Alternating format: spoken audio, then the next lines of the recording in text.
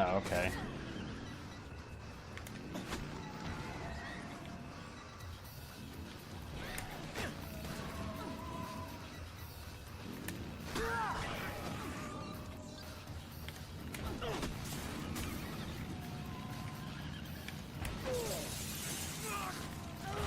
Ah, that's fine.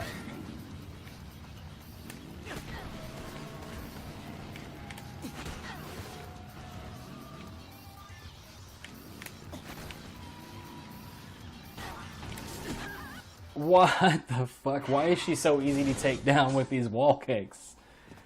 It's a wall kick, for fuck's sake. That shouldn't be a thing.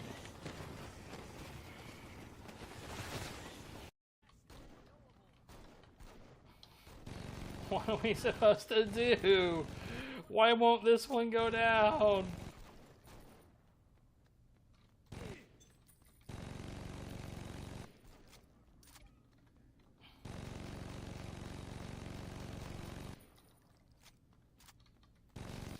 Oops. Oh.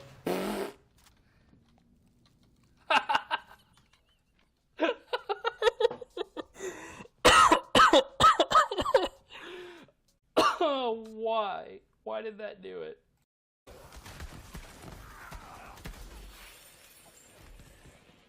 Finally, the unhallowed mysteries of the Nibblenomicon will soon be revealed. The vegan turducken, the eggplant parmesan, the eld dip. Take it, and whatever you do, do not read it yourself.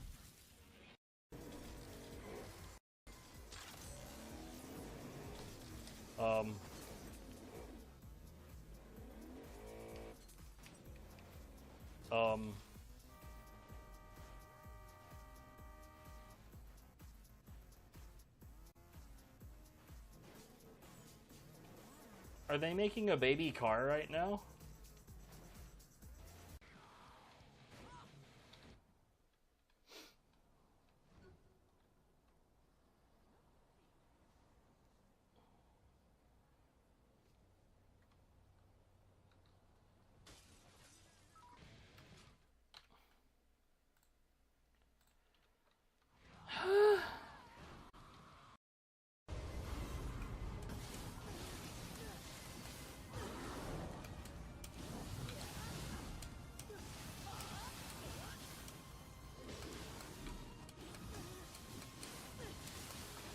Okay.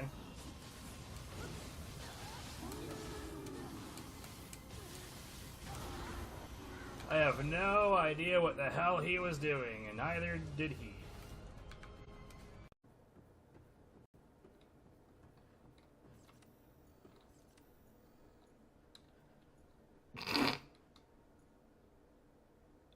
Okay. I'm already pretty close.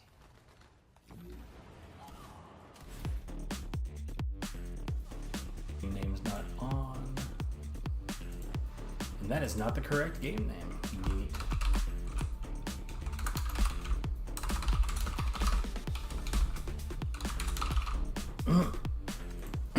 There we go.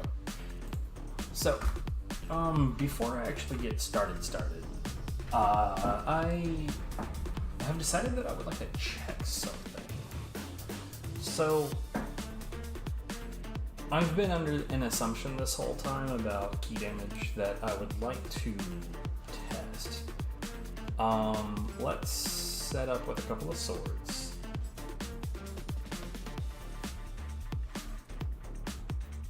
I got my poison and my fire swords, right? So both of them have active skill key damage bonus, but what if on one of those I switched that out for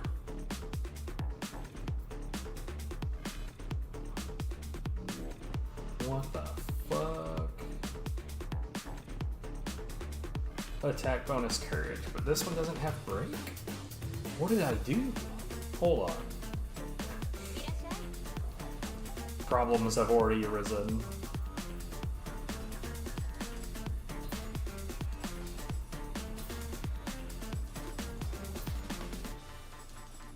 Break is not negotiable.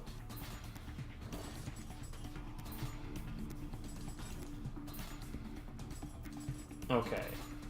So on one of these, let's put it on fire. Let's say instead of active skill key damage, we're gonna switch this out with attack bonus courage. Now, here's what I do to test this stuff. We go to Dream of Nioh, Awakening, we go to the very first map. And we just haul ass to the boss.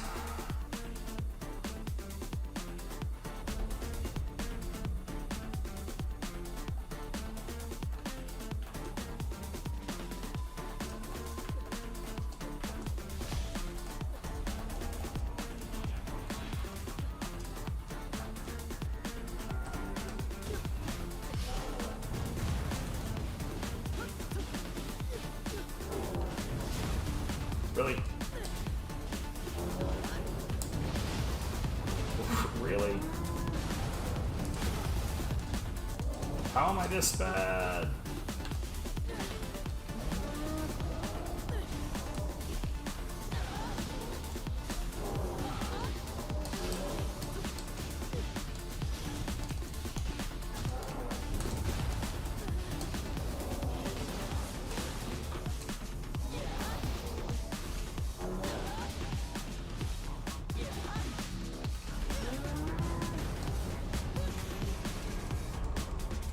That was just for the key.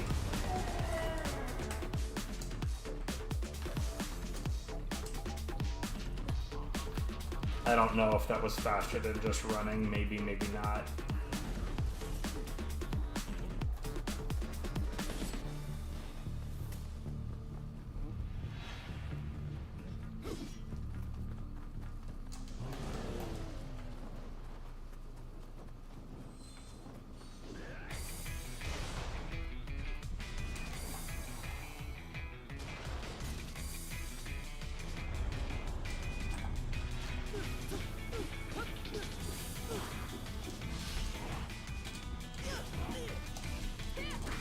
Okay.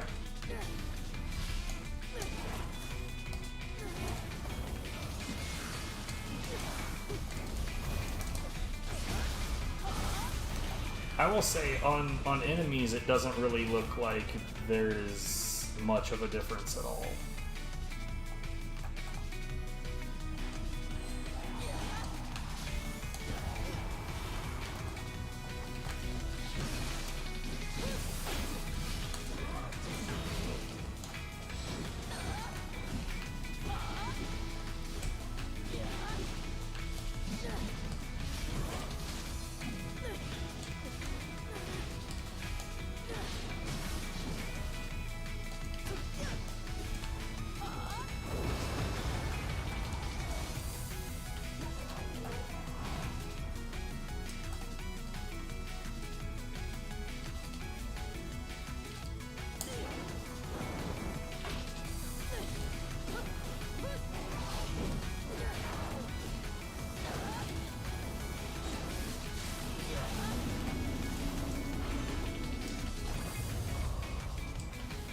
Okay, whatever. Anyways, we'll go ahead and grab whatever is convenient, but none of this is the point.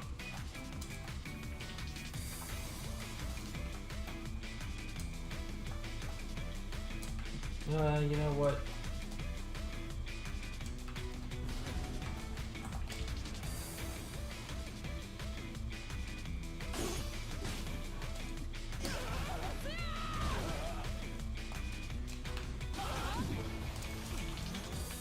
Demon.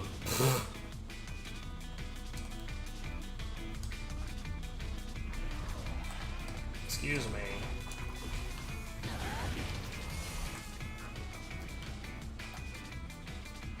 Anyways, if this testing works out okay, like either it'll be essentially the same amount of key damage, or it's gonna be so close that it's gonna be worth the change.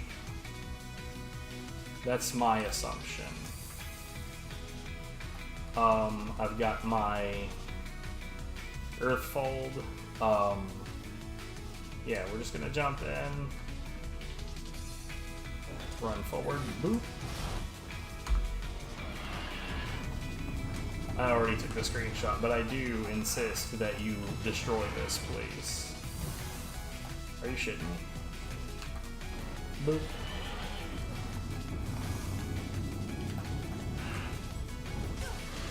Boop. Okay. So we took the screenshot. Boom. You're not seeing what I'm doing yet, but don't worry about it. Everything is going to be okay. So that was with the poison sword.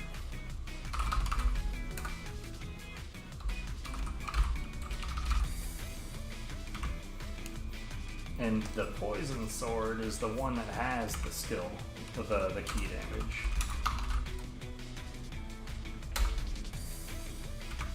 And now we are going to do the exact same thing with fire. Boop.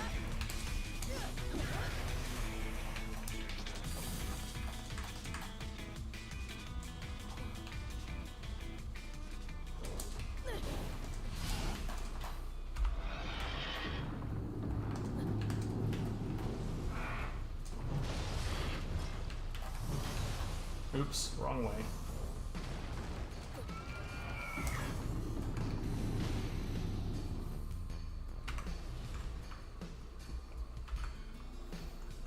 Okay. It looks like there is a difference, but it also looks like it's such a tiny babu difference. Okay, there's a little tiny bit of the HP regen number visible here, so but that's fine. I'm not really worried about that.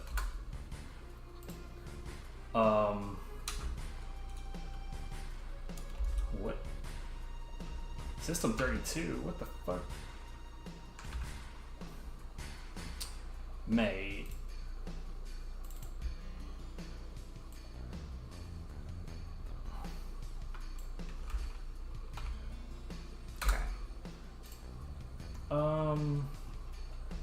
Now we're gonna do this. Now I'm doing some things that you're not gonna see for a moment.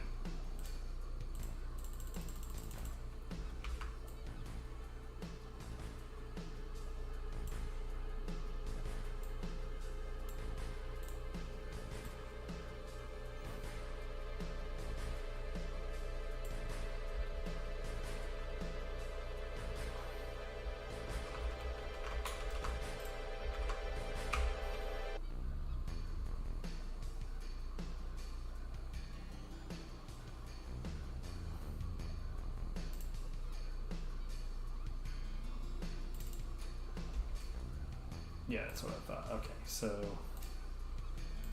this one's the poison sword.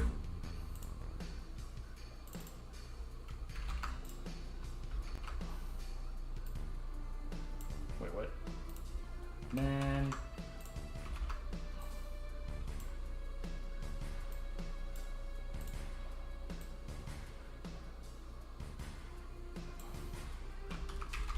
And this one is the fire sword. And now we make a quick panorama of this. Vertical. Testing.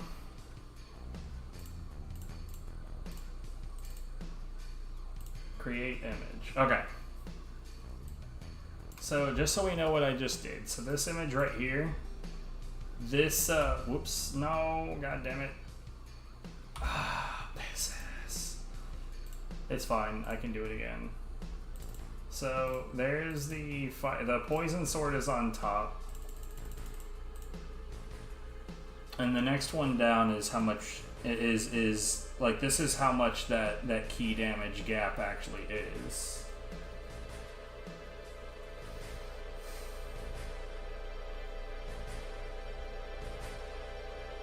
Oh wow.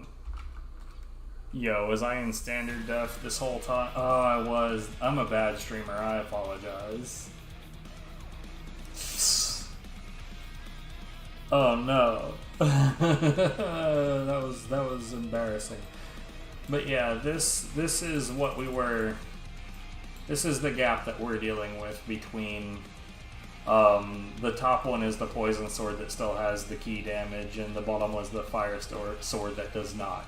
I don't personally think that, like, this is like one more sword key, and that's it. But the question now is, what about the damage? Now, I don't need, thankfully. Oh wow, I also just realized I have the wrong song display on.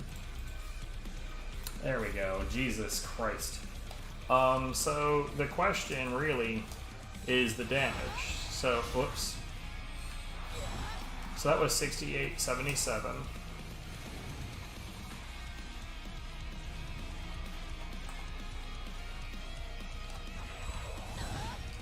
And that was 6382.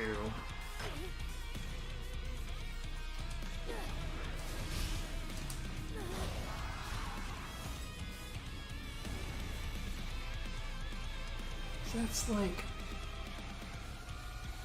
400-ish damage. It's really not that much. But like, boop.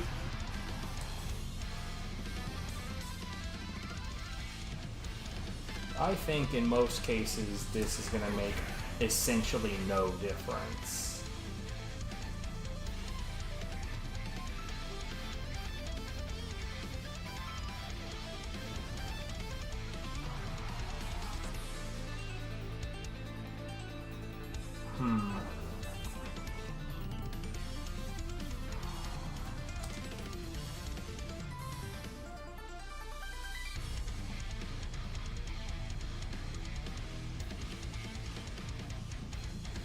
God, what did this game look like for a minute? Ugh, that's gross. I'm so sorry. Oh, by the way, I got a nice new Scroll of the Damned that, funny enough, so I was on... I think it's because I have access to the depths that this happened, but I was on, I think it was floor 33, and I ran into a Revenant grave that had the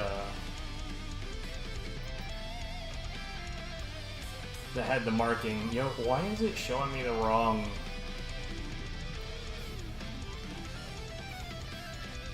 It's showing me the wrong arena. It wasn't like that before.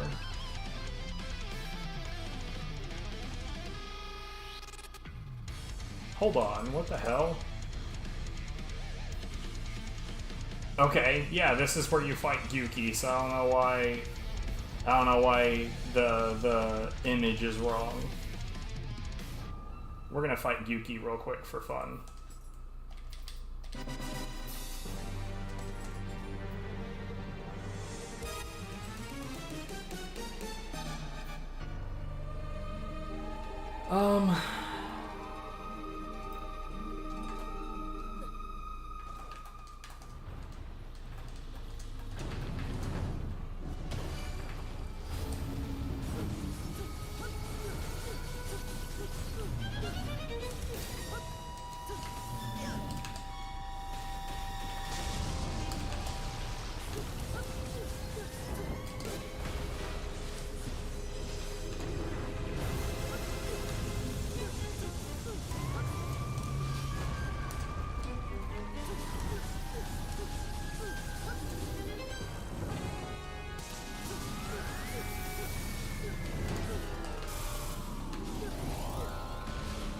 Oh no, I got bonked.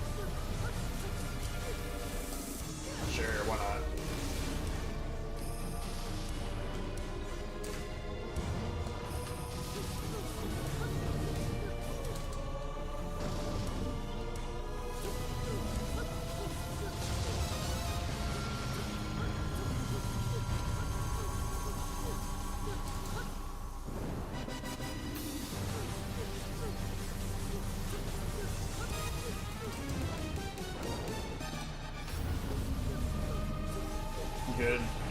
Good aim, buddy.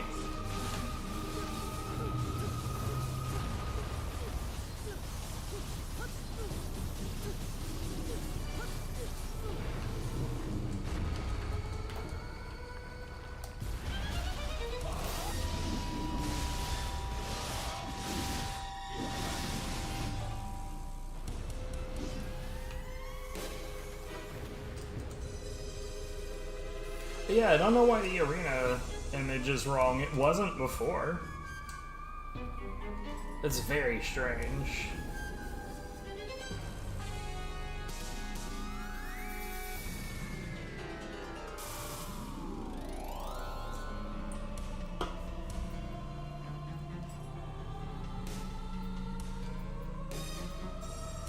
I did not know that you could change the path. It ended up being like 3 of the things that I wanted right from the start. It was Ultimate Con, Ultimate Courage with Path of the Ravenous already, and I was like, yes!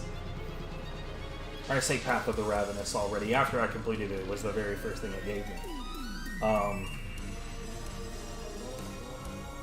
Pass. But yeah, I just thought it was really weird that it dropped a Scroll of the Damned from a Rev on floor 33. That was extremely bizarre to me.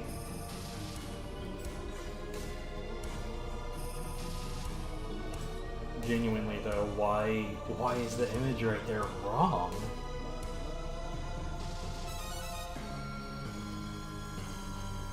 That's so weird. Anyway, so yeah, I've got my nice Scroll of the Damned. I think that, yeah, I'm gonna retemper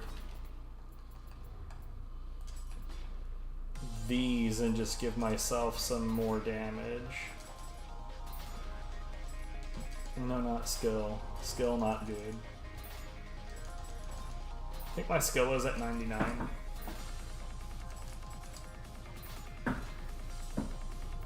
Courage is good.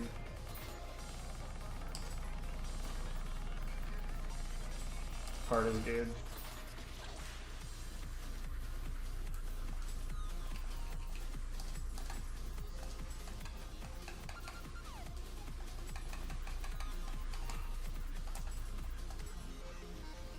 Oh, right.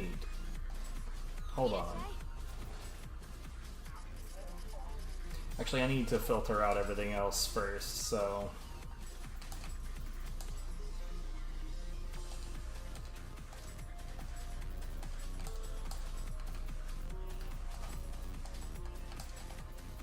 I sure do wish that you could go through these more quickly.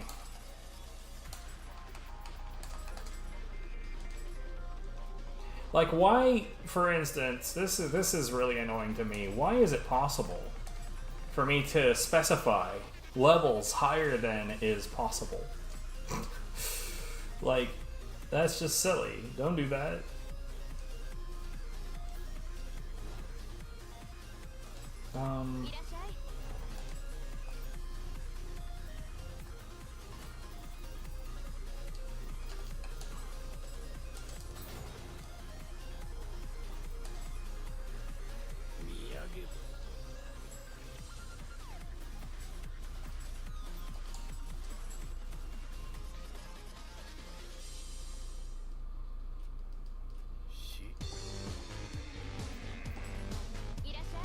We got a soul matching to do.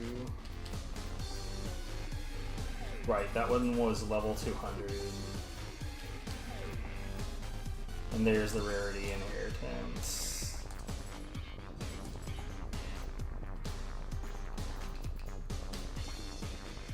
So these are all level 200. Hold on, I think all 200, all 200, all 200, same.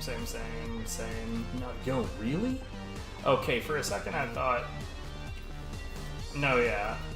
Clearly I was wrong.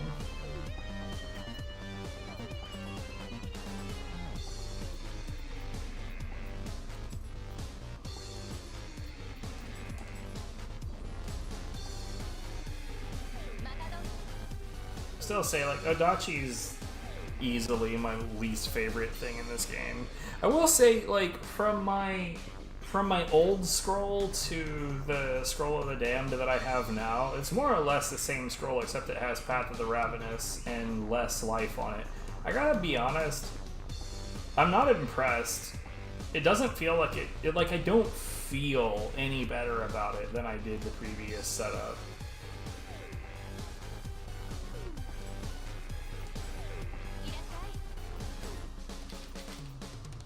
You know what, let's just do all of these. Courage.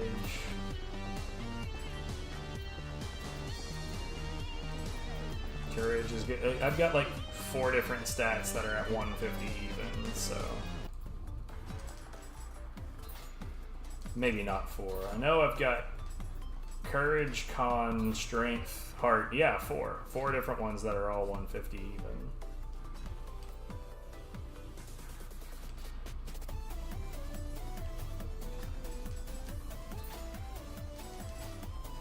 And then skill is 99 and everything else is 30.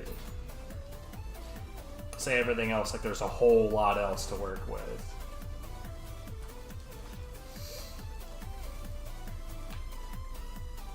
Anyway, yeah, so that I'm done with that. I'm done with this. Oh no!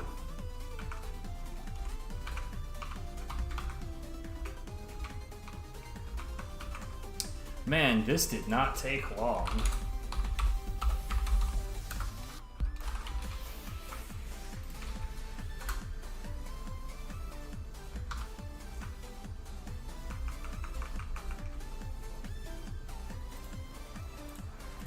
I left Discord open accidentally.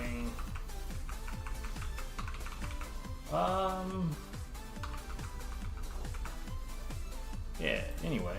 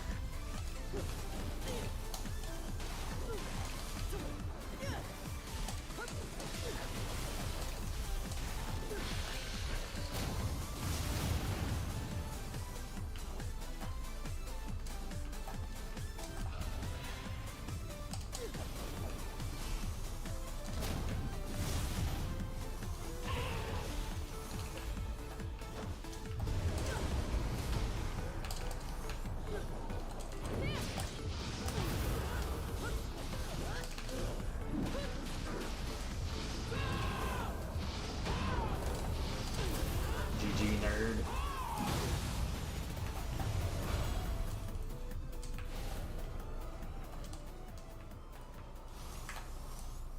Yeah, the alternate to doing this would be to get a non-wooden weapon variety and then put all of the normal things on there, but then you don't have the bludgeon weapon aspect of key damage, and like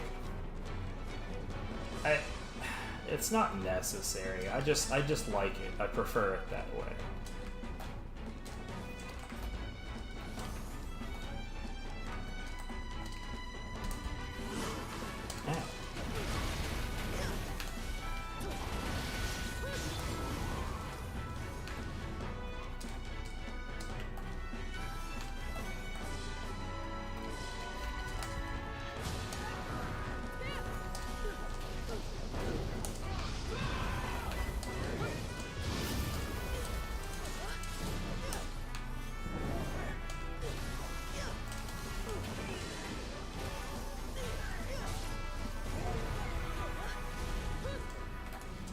I had the wrong weapon out somehow.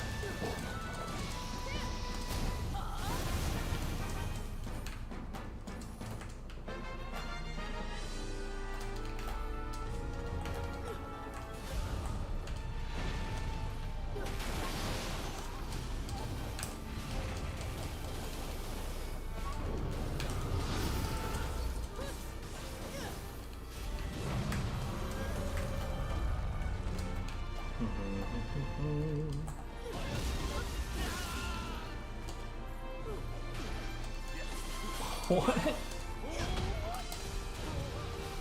Okay.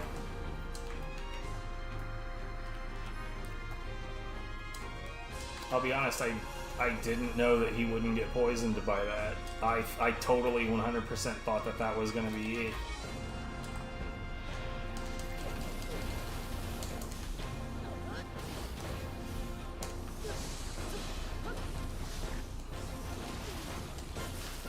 Bruh.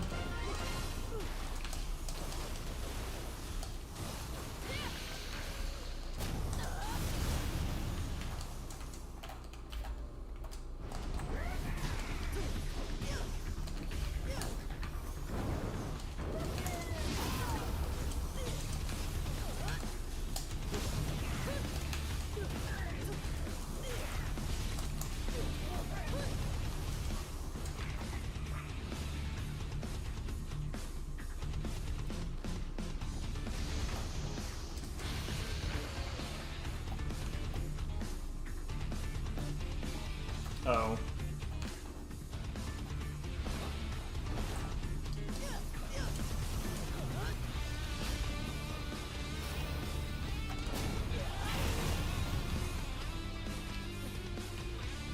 I'm not really sure why this particular Nupepo is so deeply unobservant.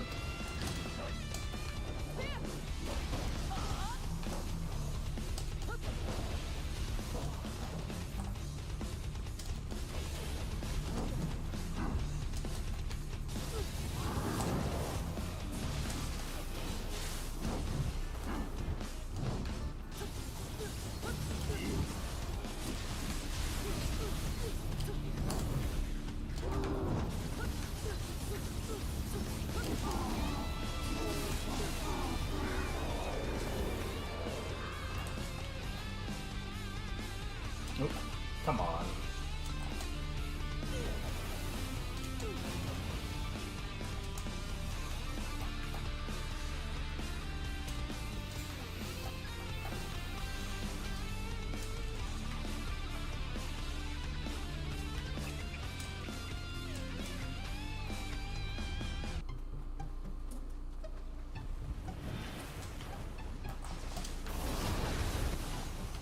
Wait, I got hit by that?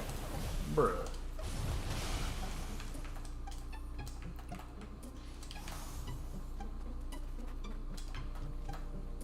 It also gave me the splish splash.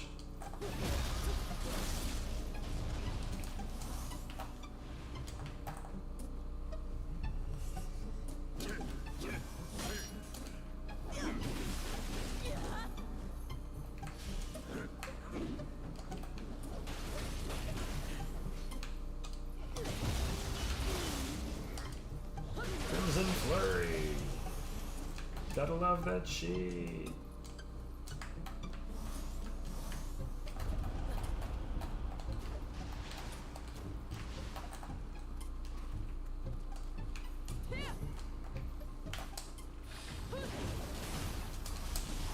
Can't say that I understand what the fuck happened right there, but alright.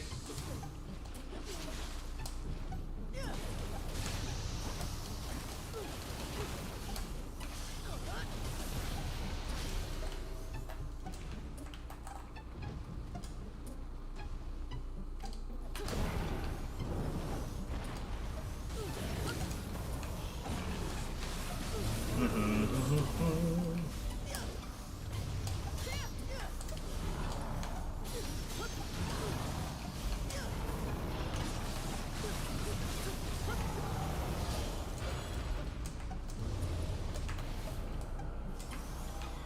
gotta love it when... Oh, what's up? When you've got both of the DOTs going at the same time. The dueling dots popping off both green and red numbers is so good.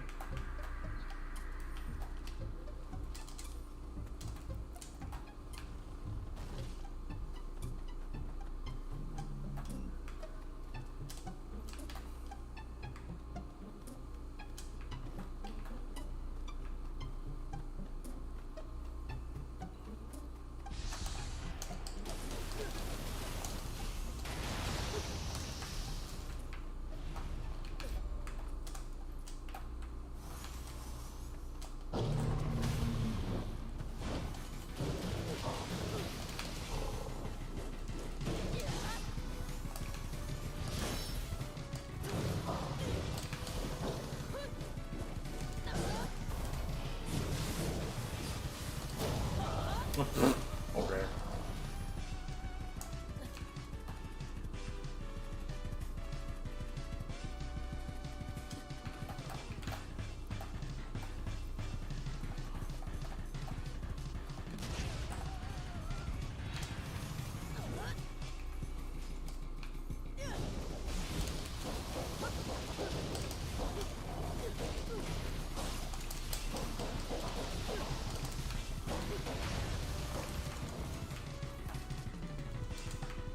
God, I love Sheena, dude. Sheena Sugiko is so good.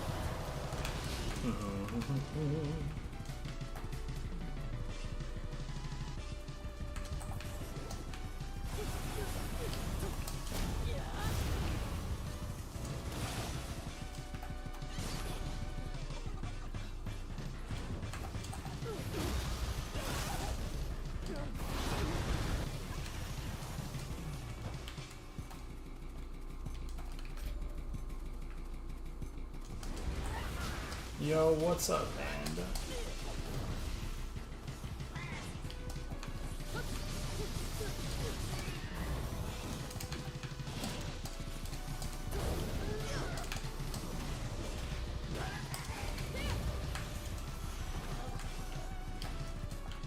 Yep, some things are different. You know what I just realized? I didn't turn on the light behind me. I like went through the steps to set it up and then I didn't turn it on.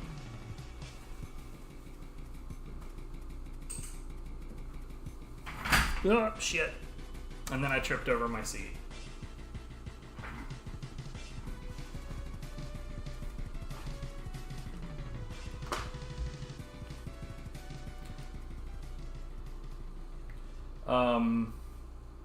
Right, so I was explaining earlier, I have a good Scroll of the Damned now. It's basically the same thing that I had before, except it has Path of the Ravenous and less life. I'm not particularly impressed by it. Especially like the Amrita earned up. I'm like, genuinely... You know what, now that I'm looking at it more objectively... I think I still prefer the one I had already. But, like, so a couple of weird things. See, like, it's discovered by Wolf. I picked this up. Like, this is supposed to be a depths-only rarity of the scrolls, right? But I picked it up off of a Revenant, which is why it says discovered by Wolf. But I picked it up on the 33rd floor, I think. I think it was the 33rd floor. of just the normal Underworld. So I'm not really sure. I'm not really sure what the deal is with this scroll, but what I can tell you is that earlier during this stream I found out that it's bugged if I, like, originally when I had it, like, if I highlighted it, it says, you know, enemies appear in Gyuki, right? So it would show me the arena where you fight Gyuki. Well, now the banner for the area is, like, the golden room. And I don't know why. It's a bit weird.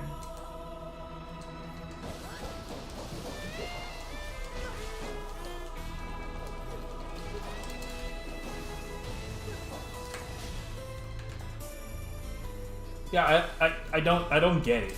I don't, like, A, I don't know why it would have spawned there to begin with. B, I don't know why it's bugged now. I don't know. It's whatever. I'm probably just not gonna use it. Because, like, it just now occurred to me, like, this still has Soul Core drop rate up, and the other one has Emerita up, and I don't have any use for Emerita at this point, so... Oh well, Kasha.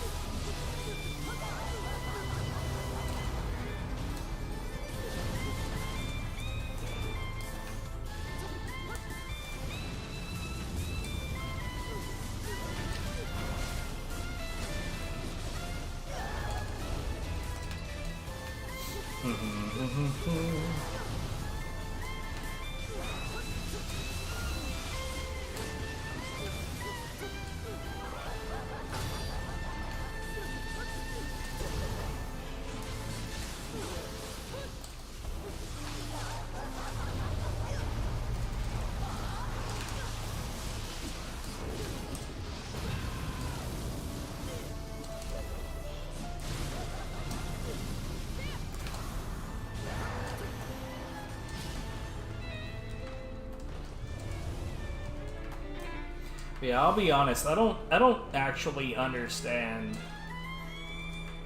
or say I don't understand. I don't genuinely know how the scrolls work when it comes to, like, Revenant graves that have the white pillar on it. I don't know what makes it decide this particular Revenant is going to drop a scroll. I don't know if the scroll that's dropped genuinely has anything to do with what that person has equipped. I don't know how any of that works. I suppose without finding a grave site of somebody that I specifically know, which has happened before, but I ain't gonna ask him any questions.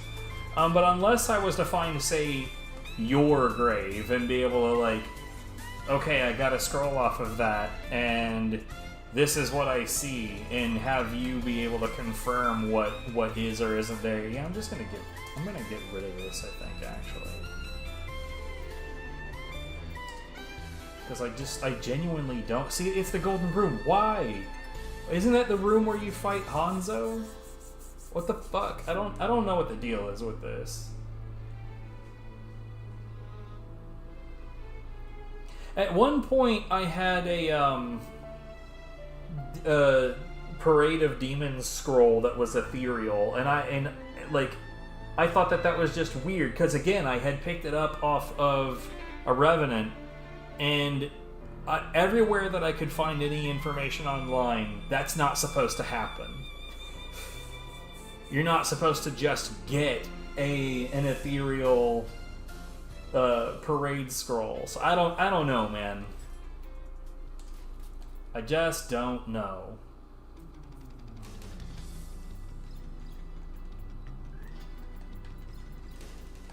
I didn't put that much work into getting that one put together the way I wanted, so I'm not really that bothered by just letting it go.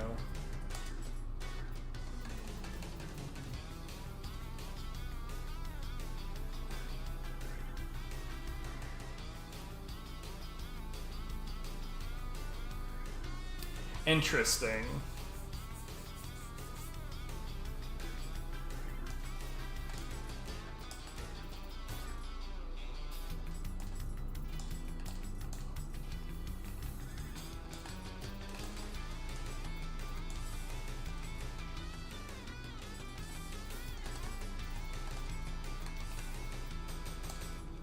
Wait, where the hell? Hold on. This is supposed to be down here so I can see part of it.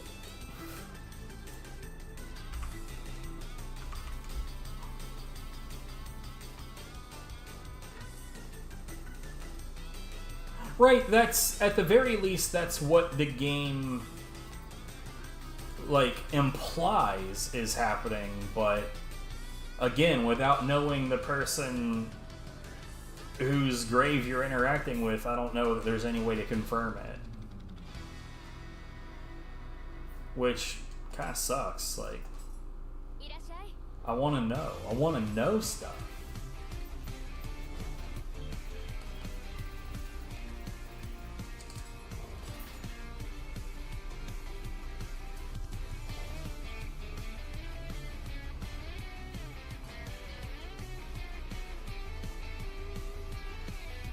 Yeah, there's also, like, people that try to do, like, level 1 challenges. Every so often, I will, find a grave, like, deep in the Underworld that's just got, like, no equipment on it at all.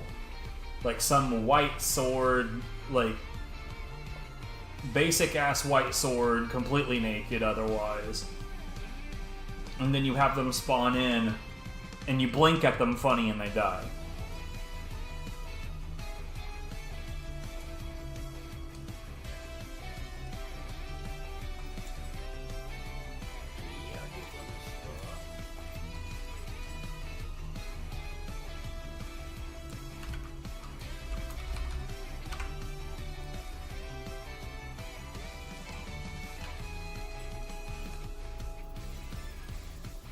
So yeah, it's hard to know what in the world is going on with some of this.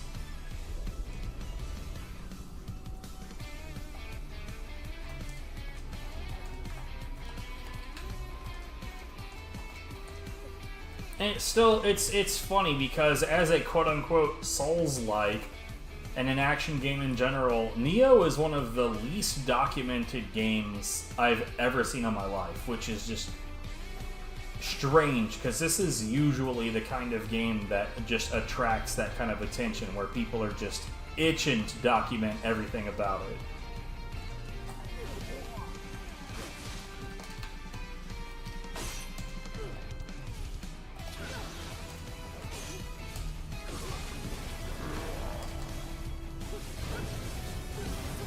No.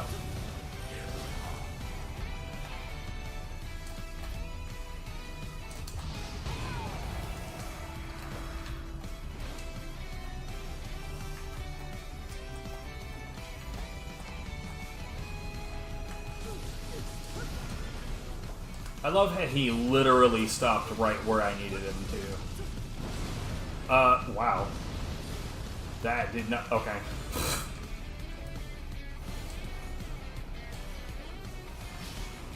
What are you doing?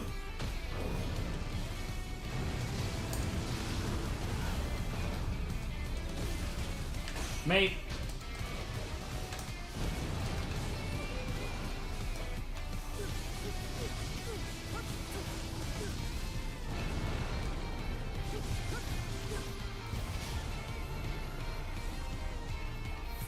Dickhead.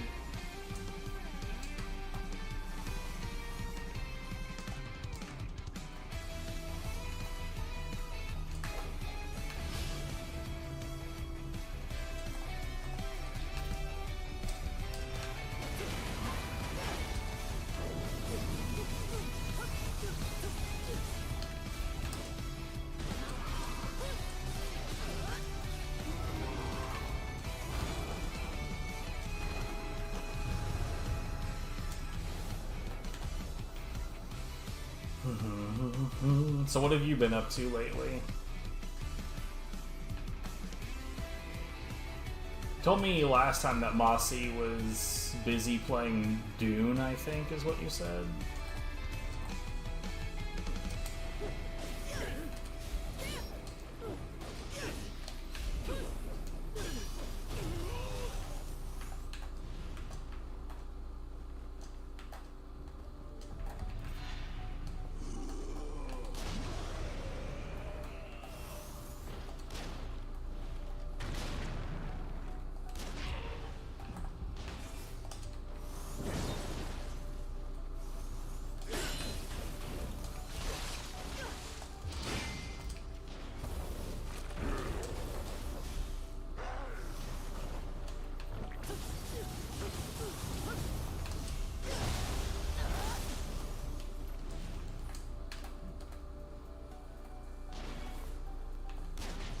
Stop it.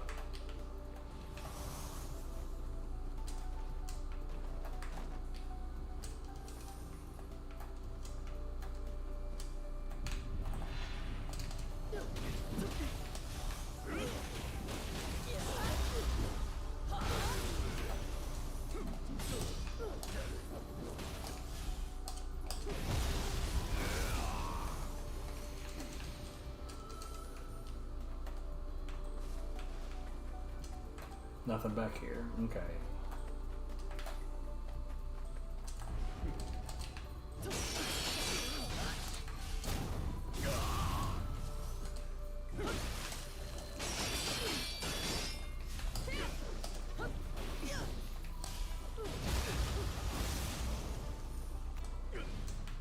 Bonk.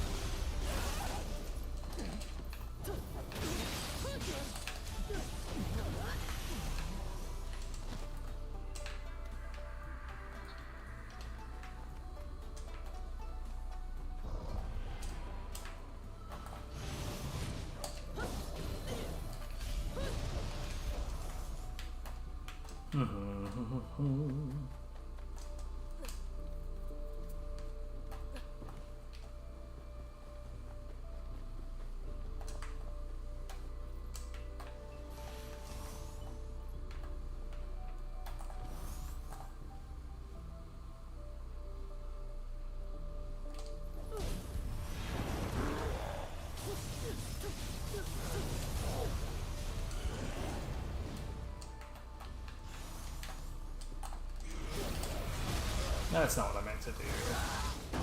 I deserve it.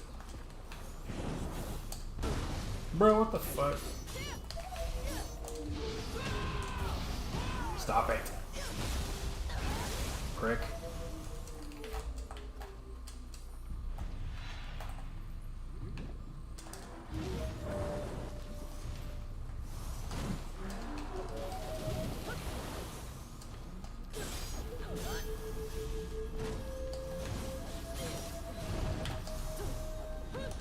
Okay.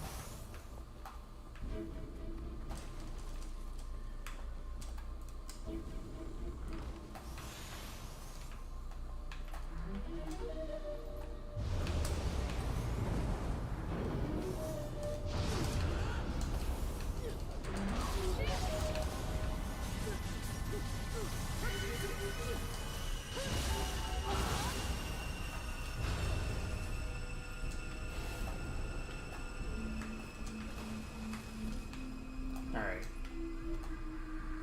I always do these. Let's see what we got. Uncomfortable silverfish.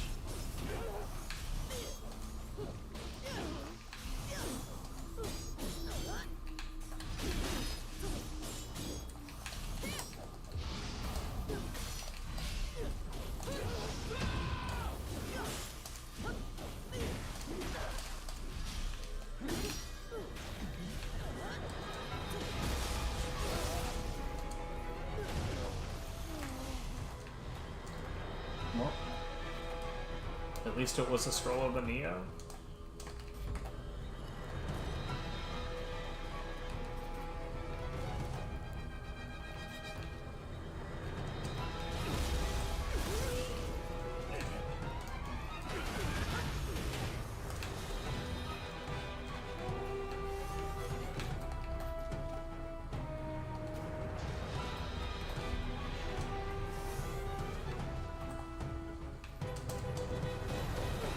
Later, doggo.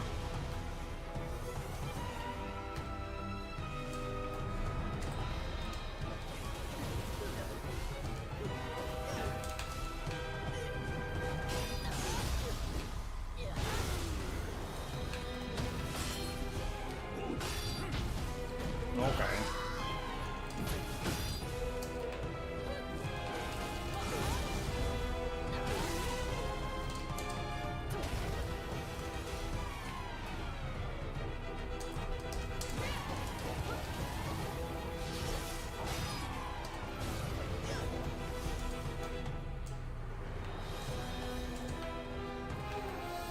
By the way, these days it's very warm in here when I'm playing, so I get to deal with trying to think clearly while also melting a little bit.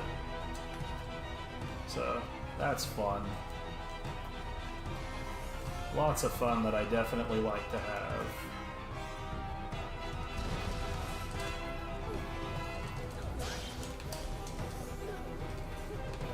Like this is a lot of fun that I love to have, the constant jumping backwards. Everybody loves this enemy for just jumping backwards infinitely. It's definitely not super annoying.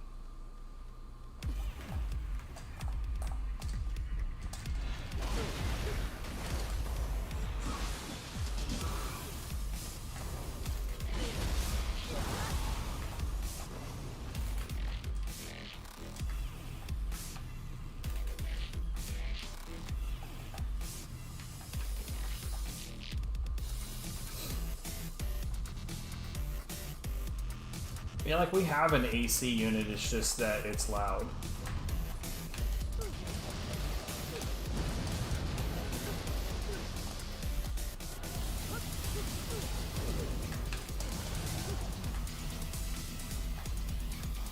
And if I have that on right now, that'd be pretty much all you'd be able to hear on this stream.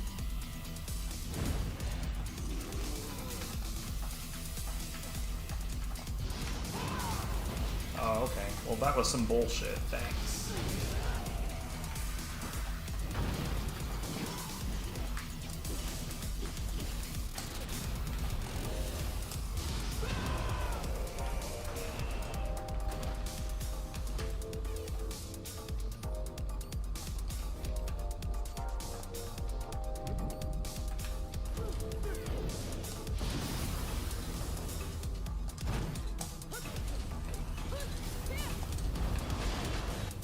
How's about no?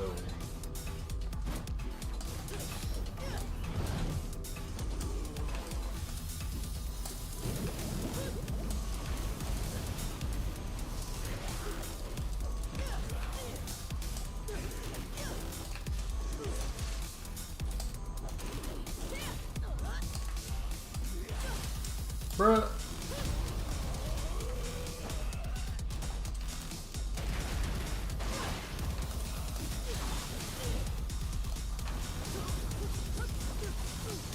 It's a little curious that he finally found his way down here, but alright. That means that this stupid little dweller throwing bombs is all by his lonesome.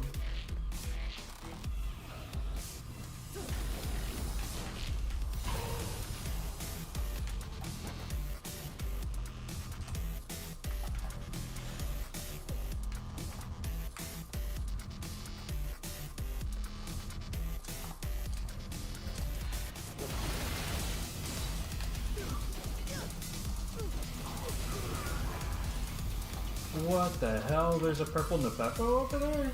I did not know that there were... Because, like, this whole time I've been wondering, like, why does it even allow you to go back there? There's nothing back there. Apparently there is. I'll go back there and do it. The hell with it, why not?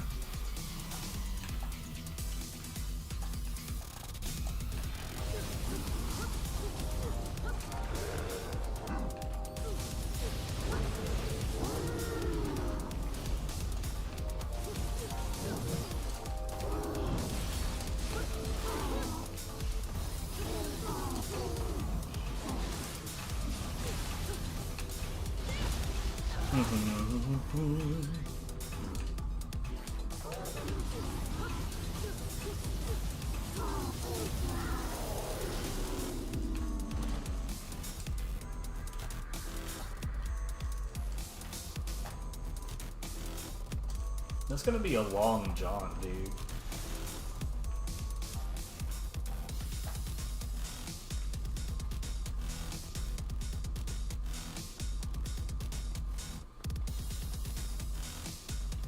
You know, I don't think I realized until just now that the Berserk status even makes running take more stamina key.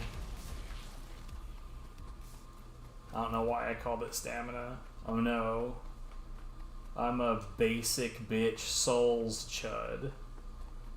What? Oh, I went the wrong way.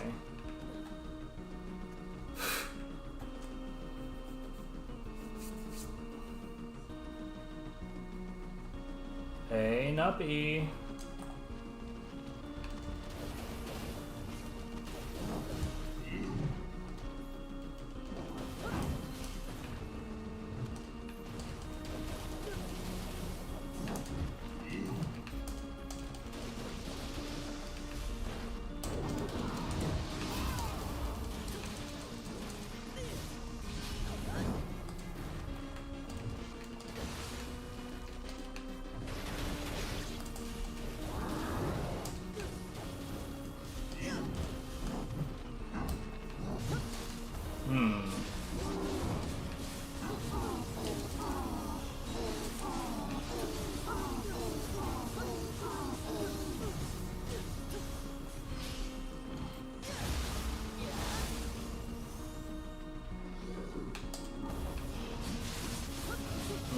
I cast Dweller a bit too early. I also hit the triangle button a bit too early.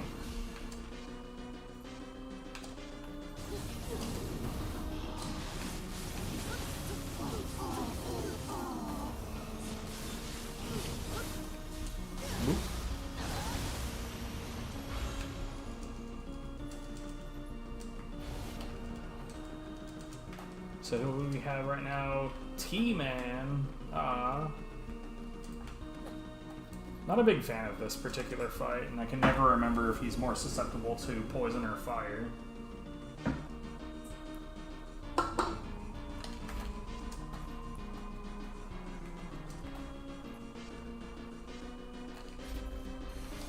Let's go fire. See how that works out.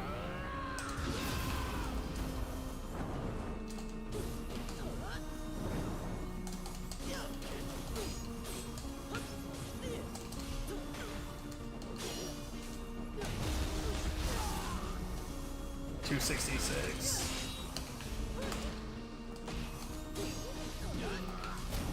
$700. Yeah, poison it is. Less resistant to it anyway.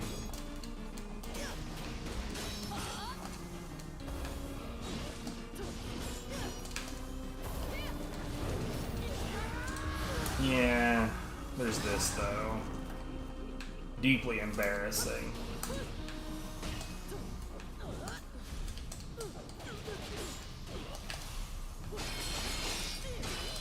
I'm not worried about your dumb poison clouds, sir.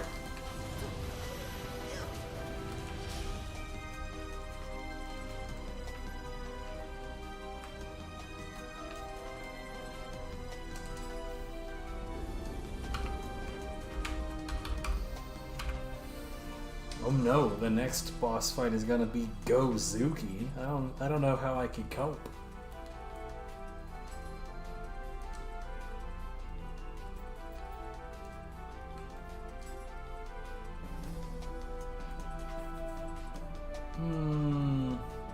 Comfortable silverfish. It's my favorite kind of silverfish.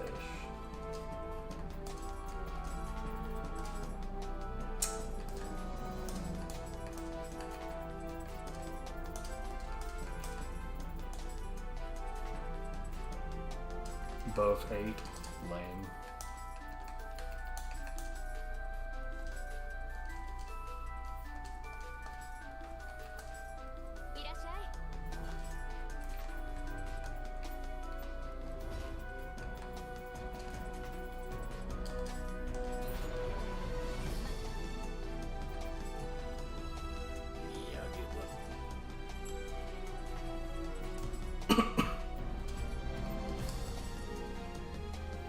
I will be honest though about never changing scrolls is because I actually had a relatively decent Demon Parade scroll. I don't recall changing, like actually upgrading until the Nioh scrolls dropped, and then is like, oh, this is almost the top of the food chain, so I may as well.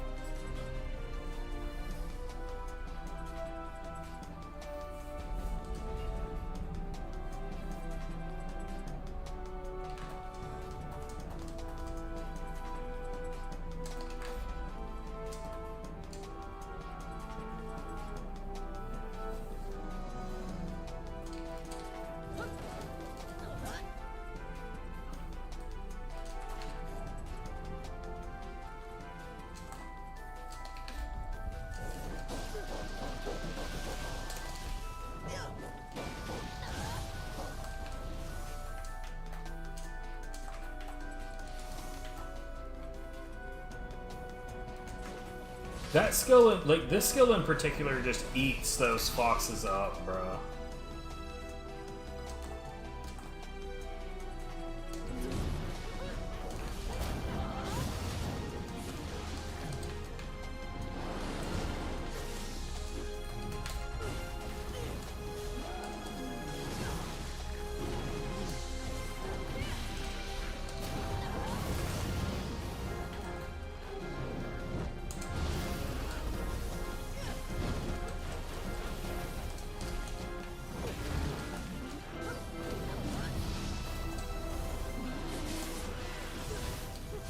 Oh, I thought the wall was right behind him. Clearly not.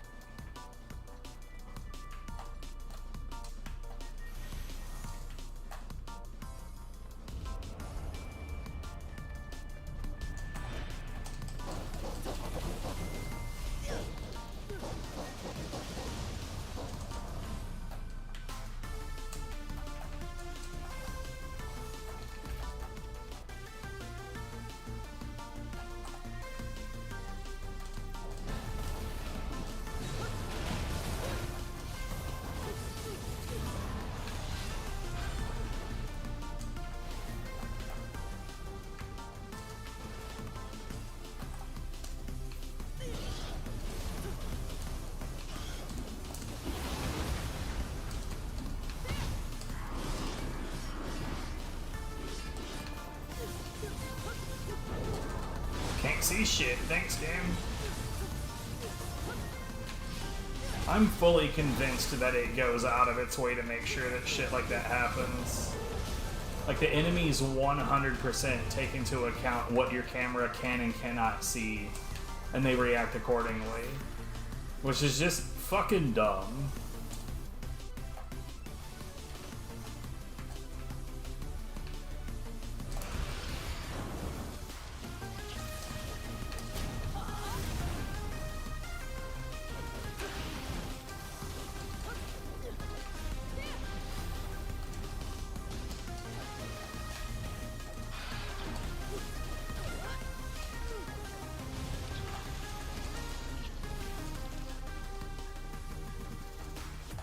Wait, there's... For one thing, there's this thing. For another thing, there's this.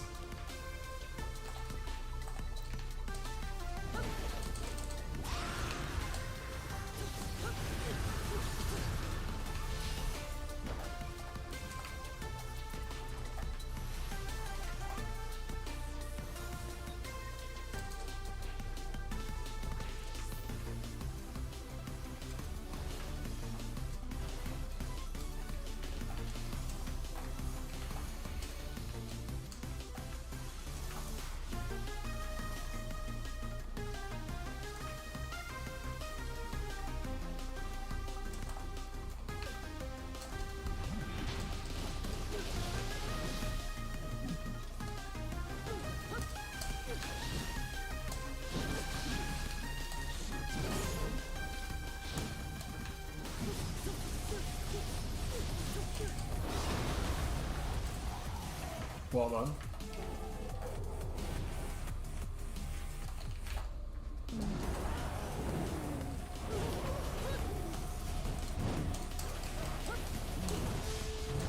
Nice dodge.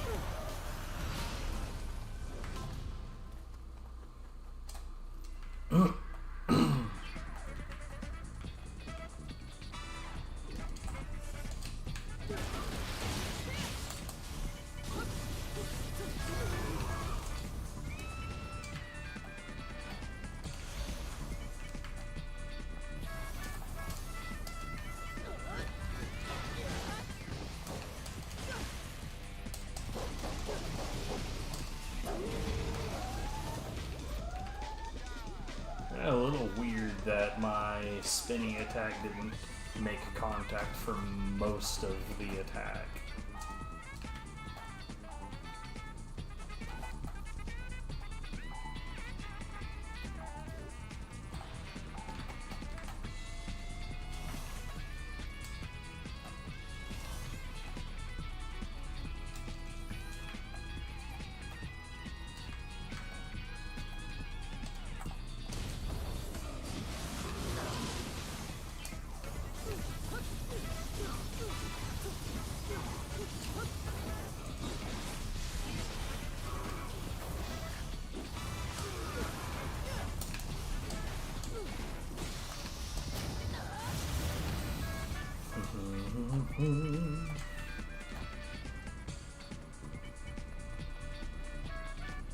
I left something. Oh, right. After I cleared the Dark Realm, I didn't come back for this. Whoops.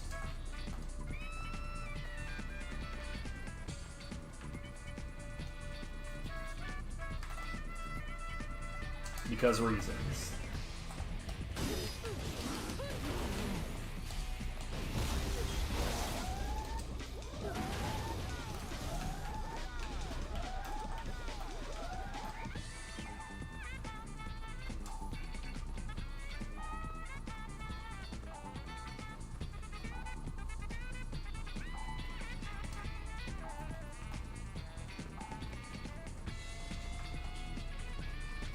I see a purple.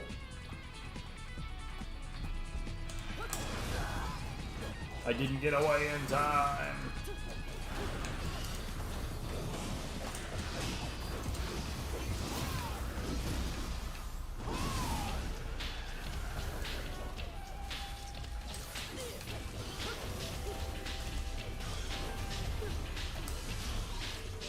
What is this, Street Fighter?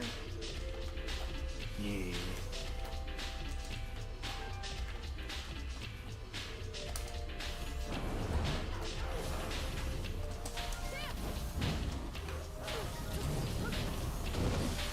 Well, that's not quite what I want.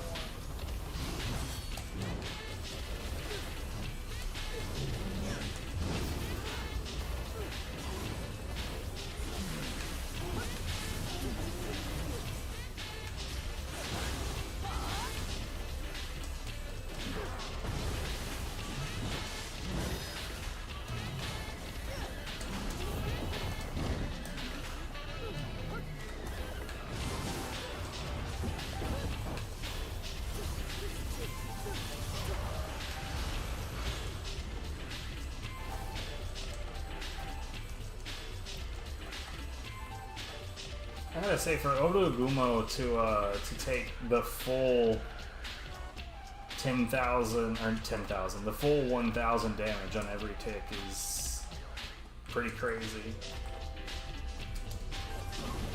But it also can't be poisoned, so it's probably a valid trade-off.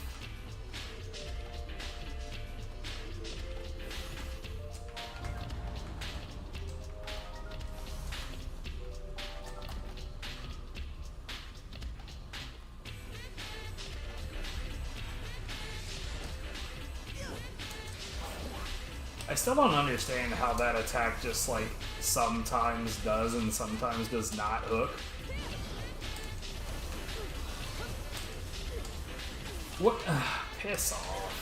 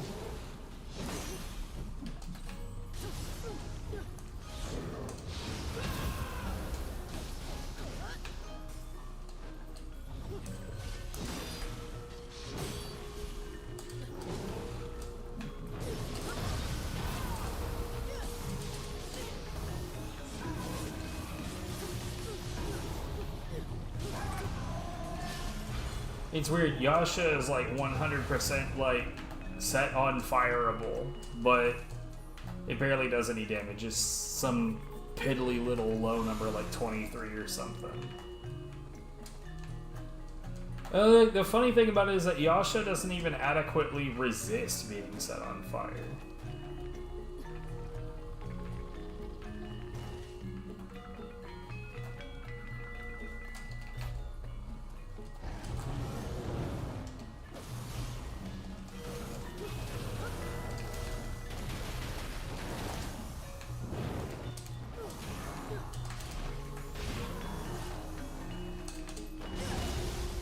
Get shit on.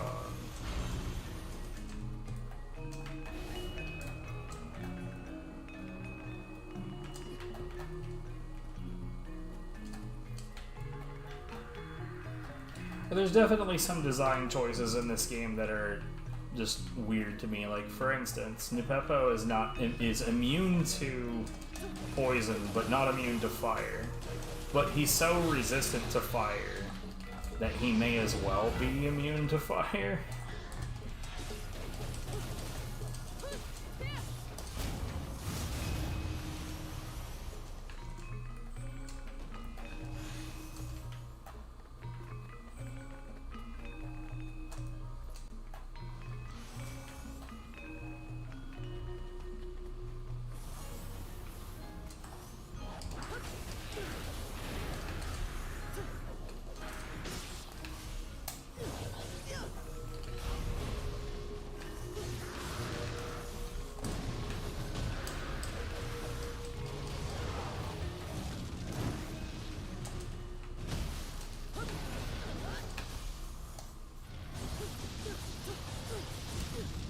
What? Why did that last swing just not hit? That was dumb. And I'm offended. You know what this music right here reminds me is that I really, really, really need to find my fucking GameCube wires. I was supposed to play literally this game on backlog not too long ago, but I can't because I cannot find the power, the power supply or the AV wires. Neither one of them. They're just MIA. Shit's annoying, bro.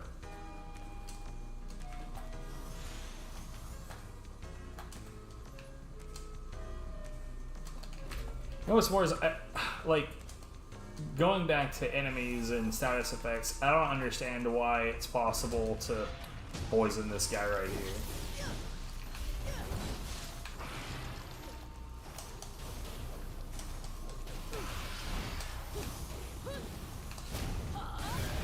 Or, like, why that happens.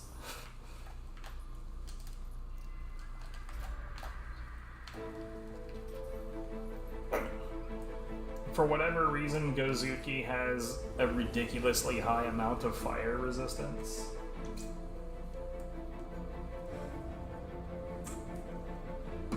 But very, very, very little poison resistance. If any. boop.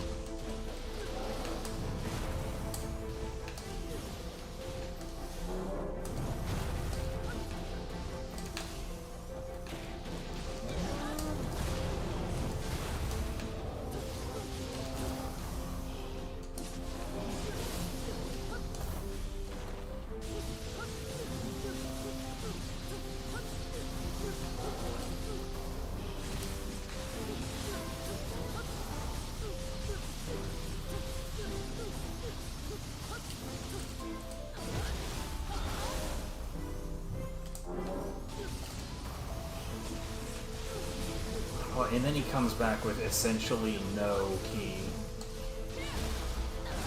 God, you poor bastard. Like, even in the Underworld, they could have done something to make this more interesting. Give him more moves, make him more resistant. They could have bossified him instead of leaving him like the little mini-boss bitch that he is. Onryoki too, let's be honest, because like early game Nioh 1, Onryoki, like when you first get to him, he's genuinely very threatening. Like if he like barely glances you with his pinky, it'll just instant kill you. And it just, in the first game it seems like his hitboxes are gigantic and that like he just has a million moves, but in this one it really doesn't feel like that at all. I think it's probably because in the first game, when you're not experienced, you don't realize that none of the fire in that boss fight, like you're in a boat that's on fire, all the walls are completely on fire. There are no fire hitboxes. You can rub your face all over those walls that are on fire, you're not going to get burned.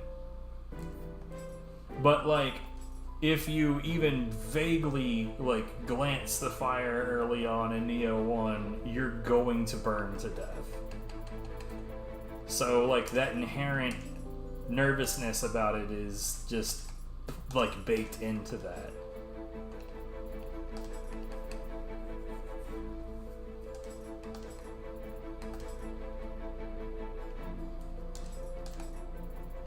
Nothing useful there. And no 200s. Fucking lame, dude.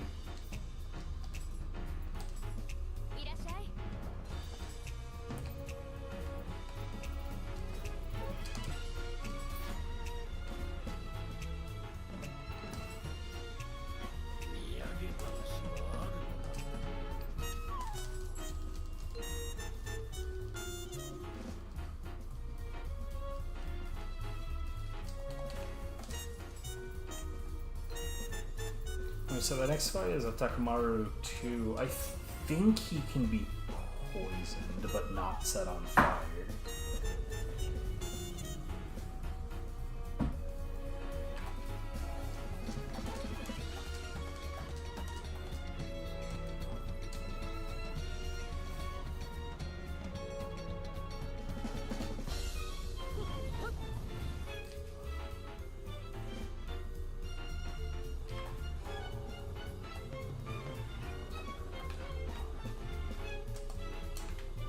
I still don't really have, like, a route for this.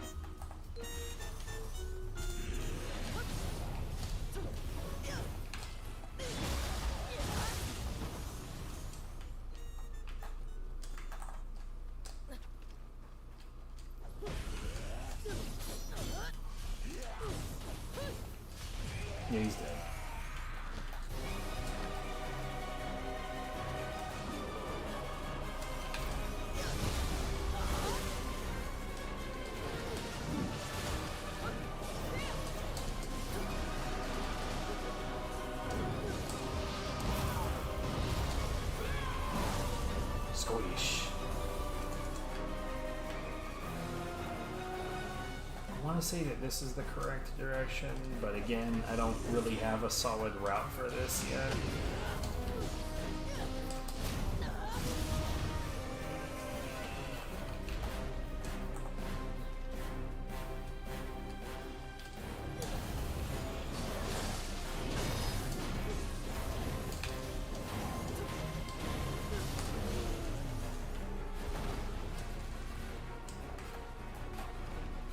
At some point, I really should, like, sit and strategize this shit.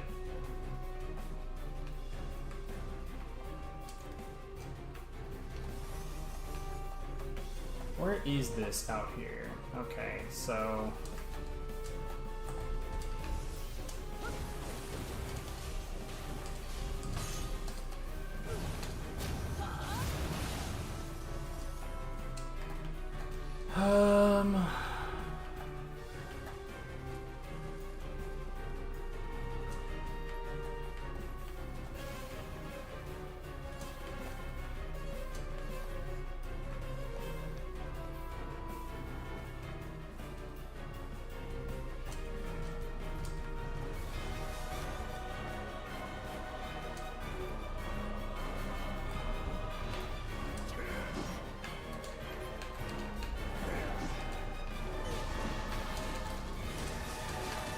Bruh.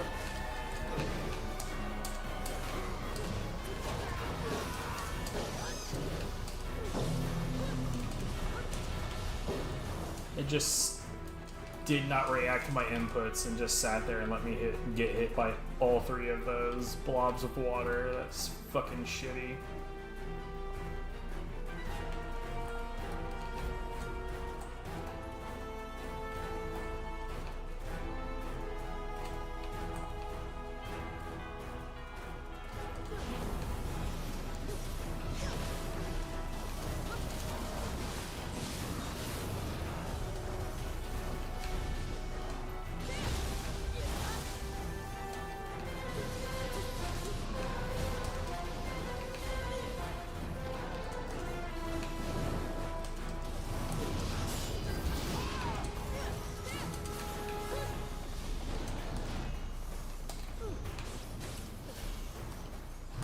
Well, I know exactly what you're up to, you bitch.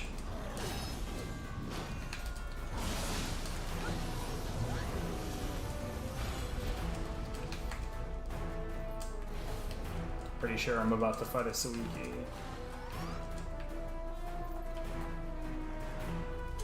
Oh, it's a Yasha. Well, tactically, same thing.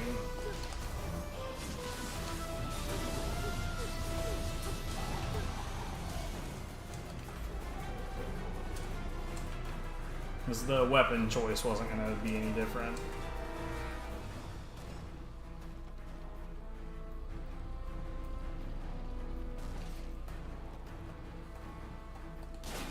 Okay, cool.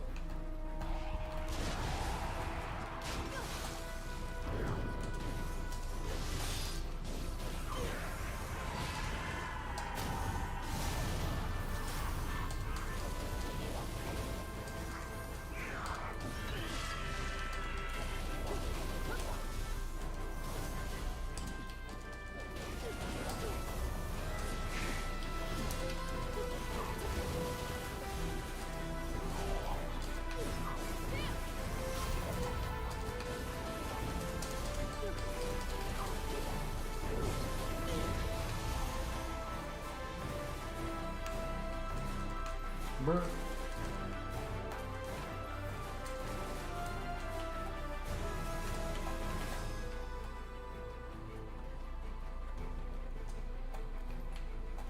Wait, where? Hold on.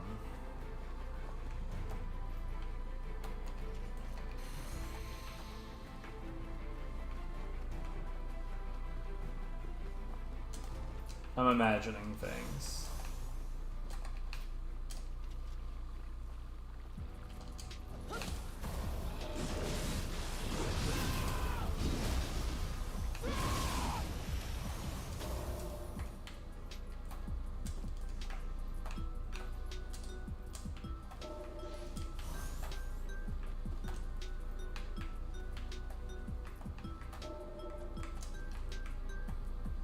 Yeah, that just drops down there. And then we would come up here. Yeah.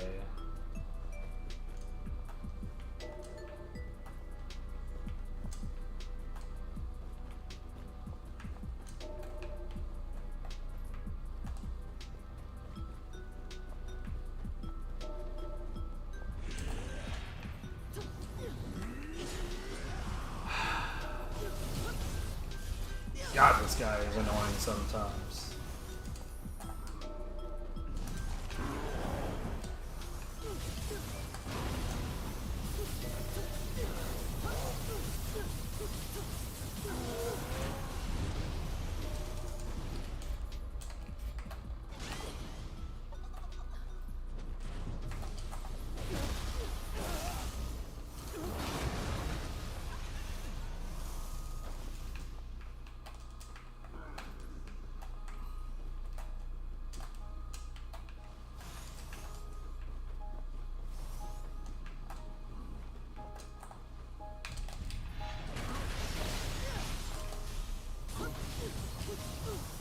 He's dead.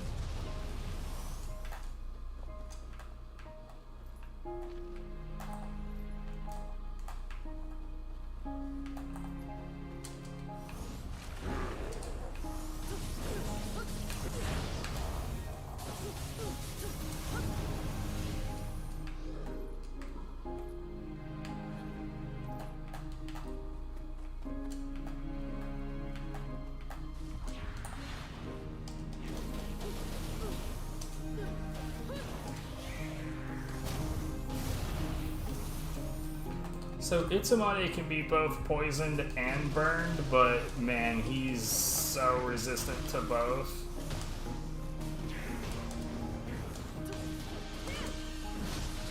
There he goes.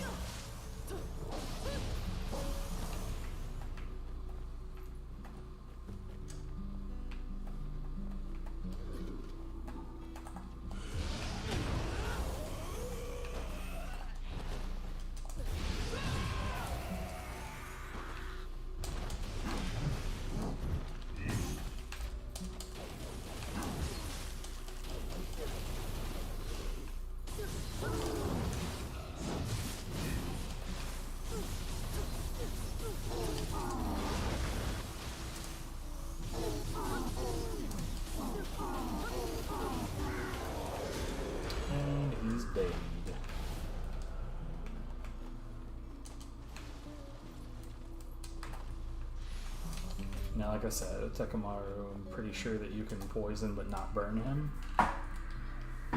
Which means I'm only going to have the benefit of having him take away some poison for a little bit of the fight.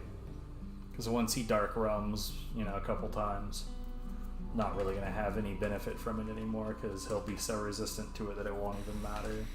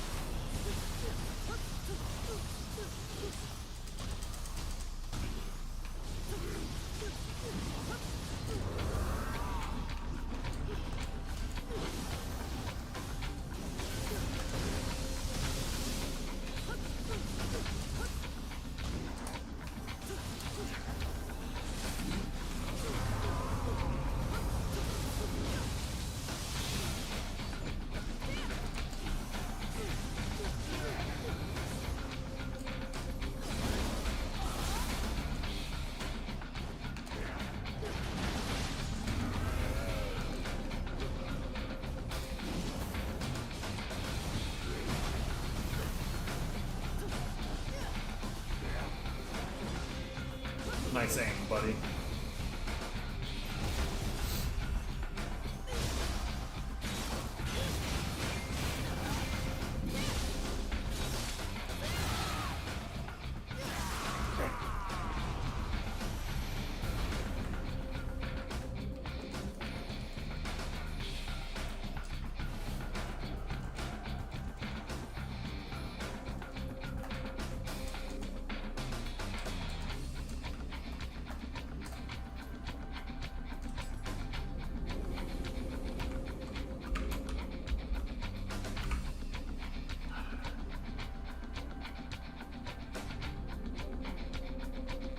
So the boss after this is Giant Toad. If memory serves, he's pretty shitty about being either poisoned or set on fire, so I'm probably gonna switch.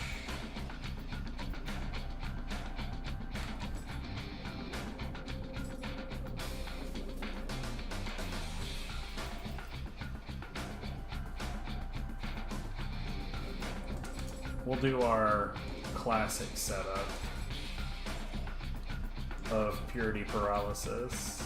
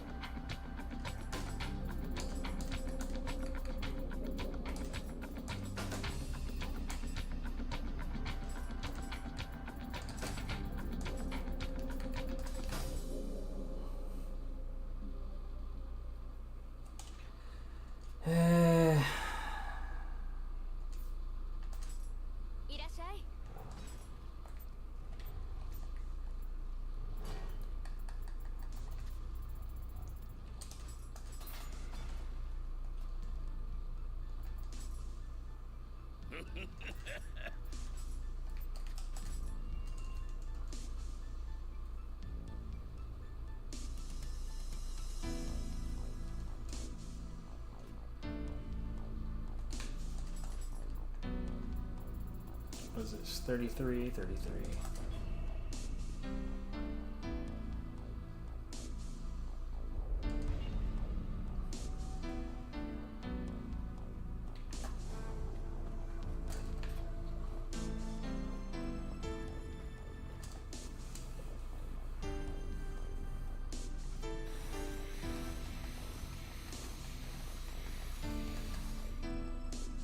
Why not?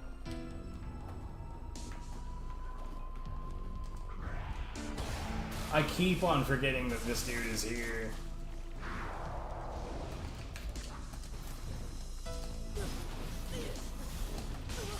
Fucking whack, dude.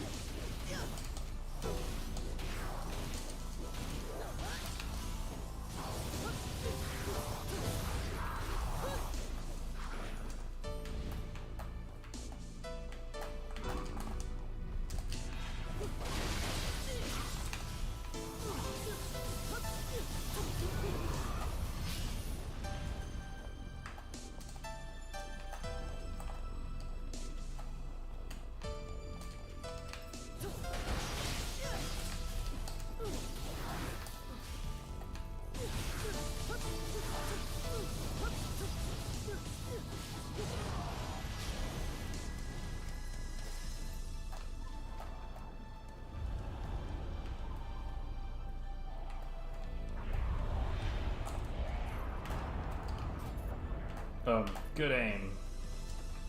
Good pathing, guys.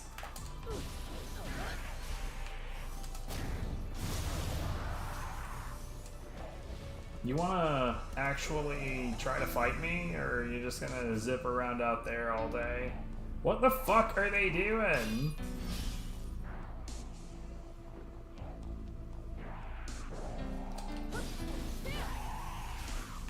Genuinely, what in the hell was literally any of that?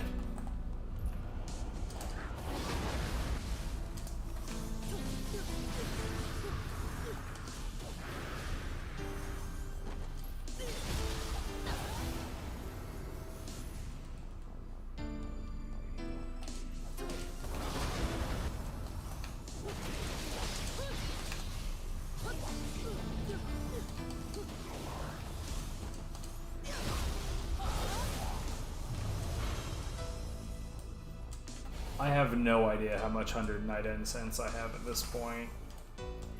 I would not be surprised if it was in, like, the thousands. I have no idea how to say your name. What's up, Command? How's it going?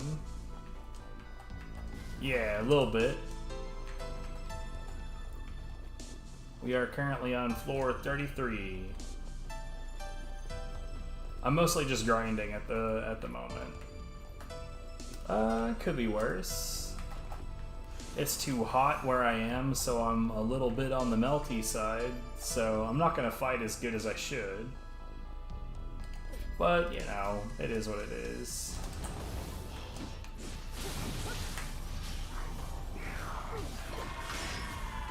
That did not crack your horns.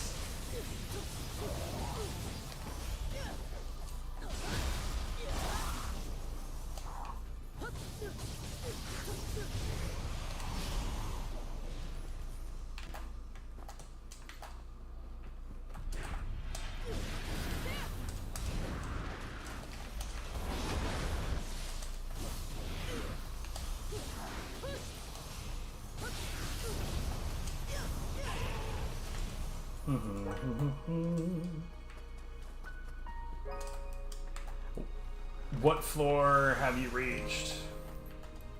If you don't mind my asking.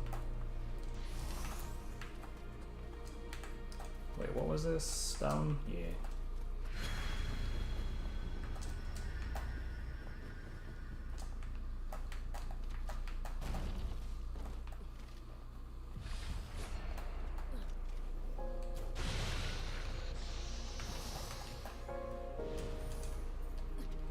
Oops.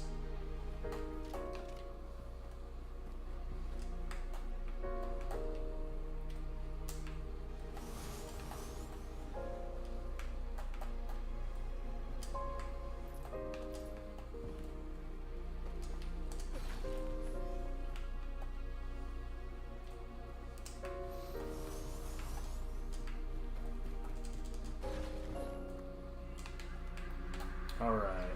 Now we take out the room on... Hello? Now we take out the room on the right. I force myself to do all of the things.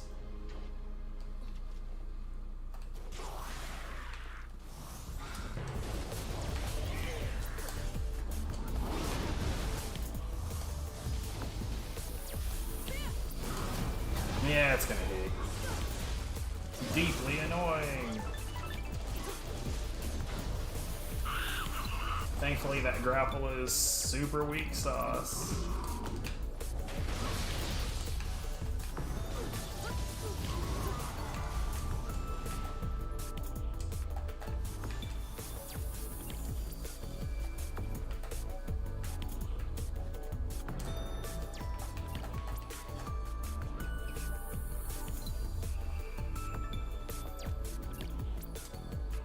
Okay.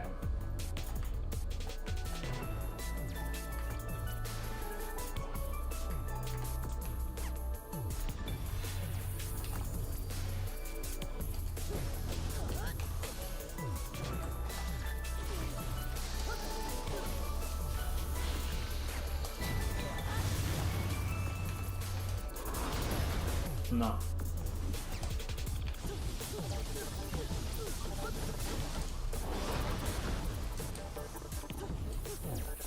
God damn it.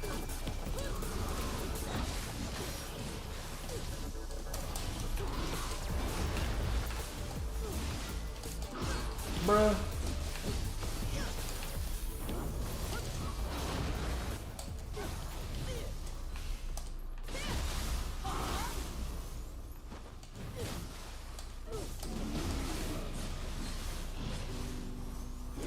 Well, that is unfortunate.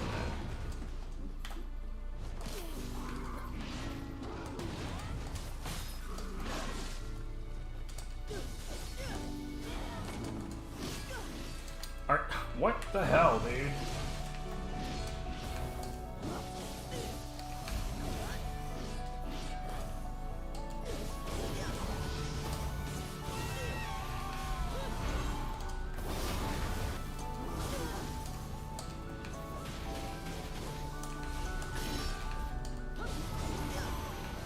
That went about as poorly as it could have gone. Jesus Christ.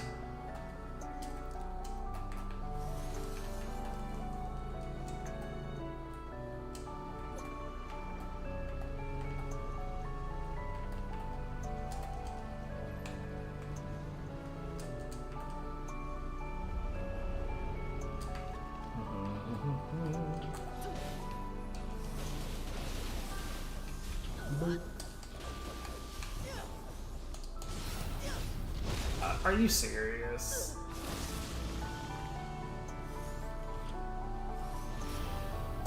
Annoying. This is what happens when you try to play a game like Nioh while your brain is melting. Have some bird.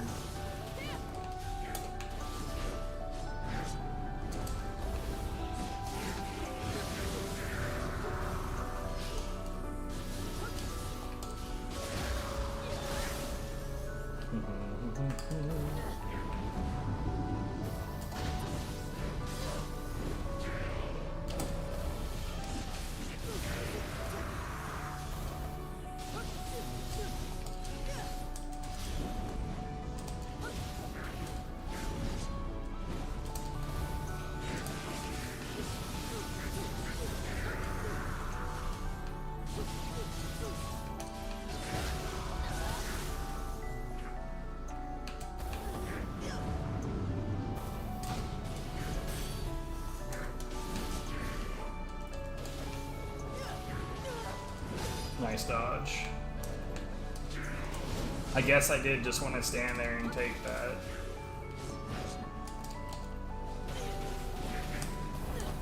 Bird.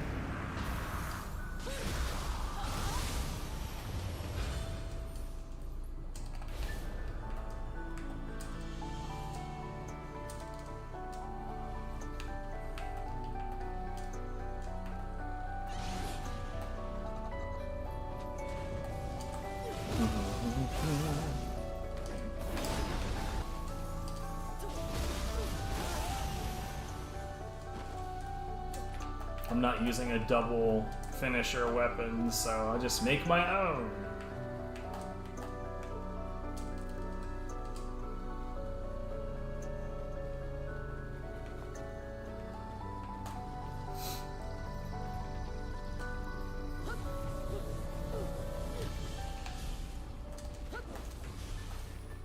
First, let's just go ahead and grab this. I'm not sure whose attention I just got.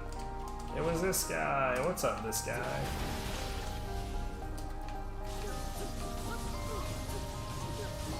He tried to punish me and it just did not work. There's a box right there that I just completely whiffed on. No. Sit back down.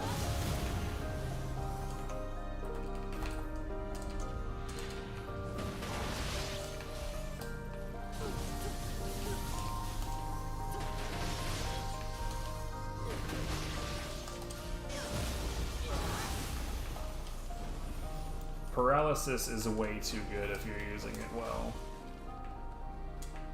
Give me that box.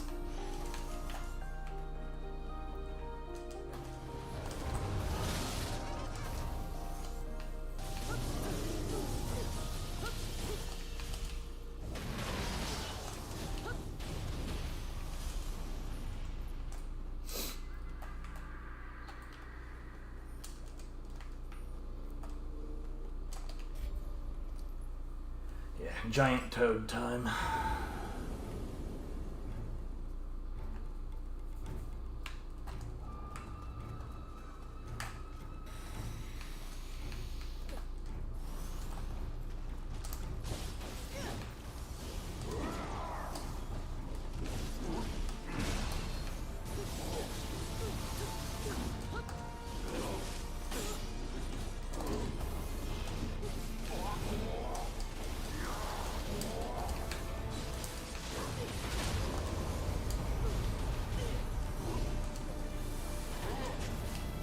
Okay. This is not going the way it should at all. What the hell?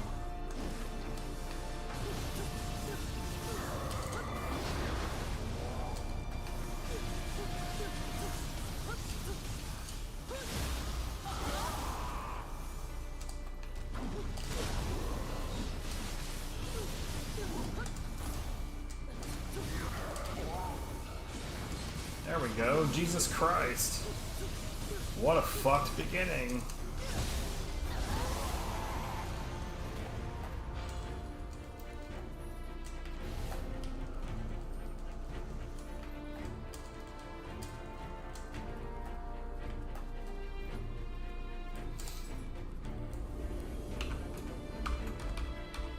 By the way, do you have any particular weapon that you'd like to see me use? I take requests.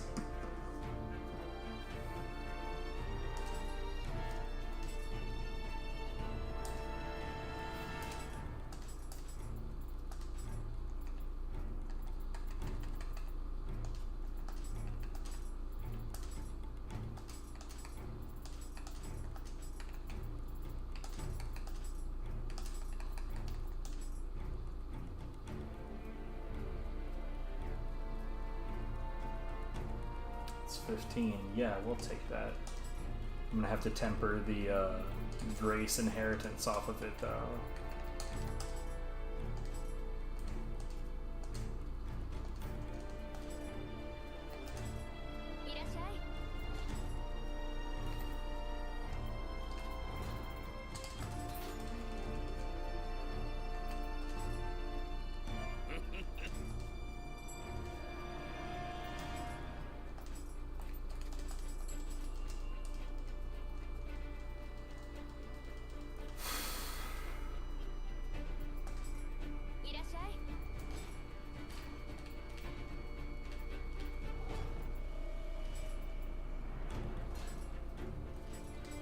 Doesn't really matter what I put on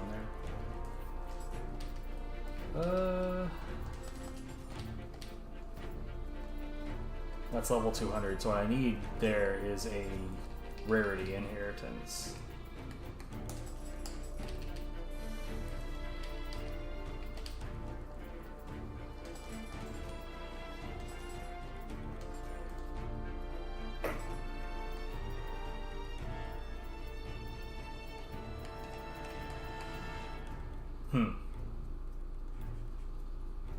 Oh, I see why.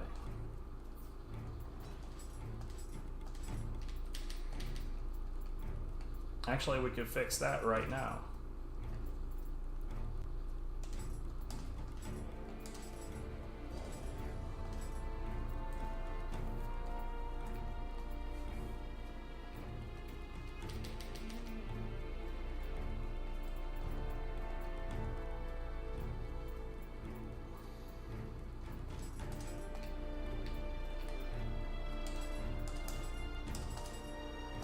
Now I have to make a fire Odachi.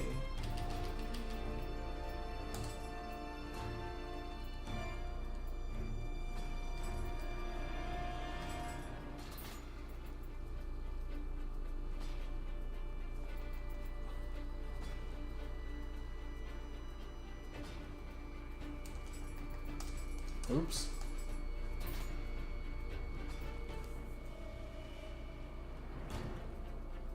That was almost real dumb.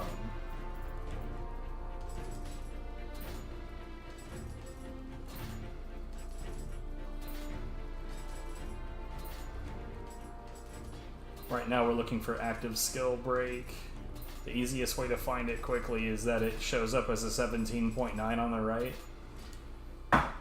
So does like the other like high attack break, mid attack break, etc., etc. But it just makes it the fastest way to skim for it. Anyway. Did I already do this? I did. Tokijiro 2, I am not a fan of this fight.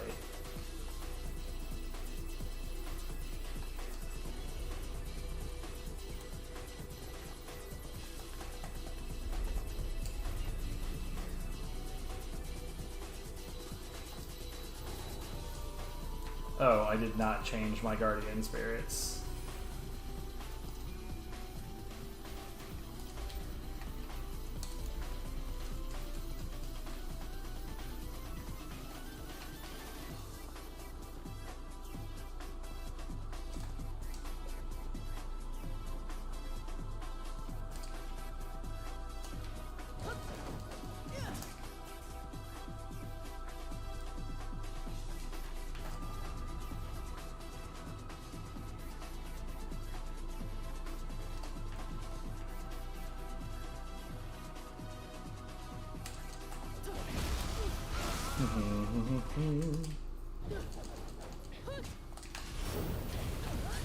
That's some bullshit.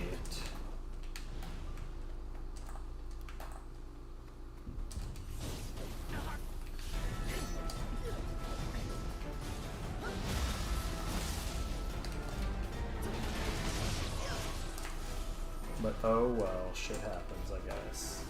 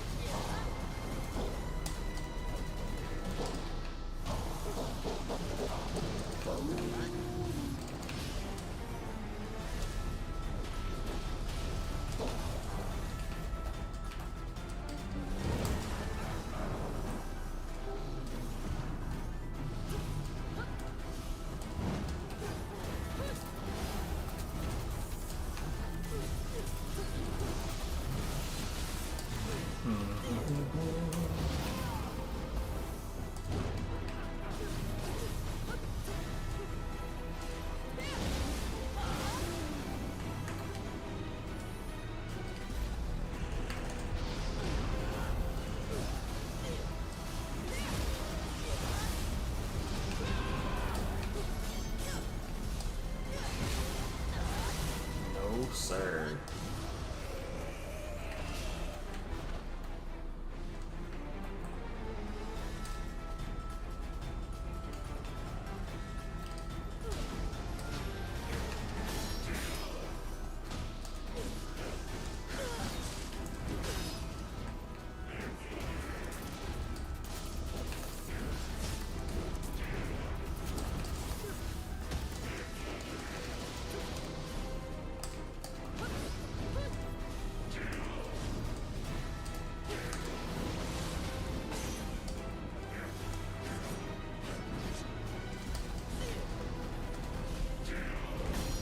Man. Yeah, it's gonna get me. Fuck, damn hell.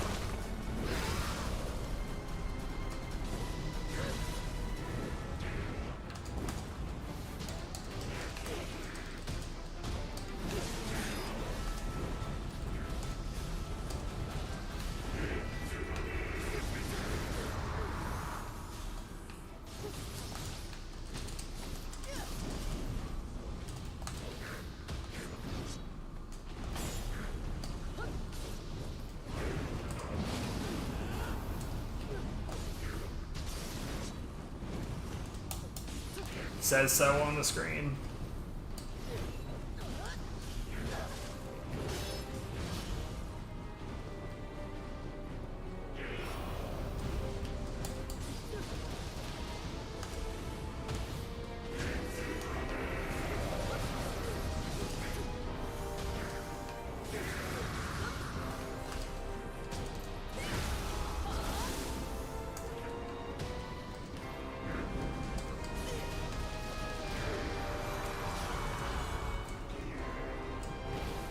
You see there on the left where it said, well, right below me rather, where it says Nioh 2 Complete Edition, PC Steam.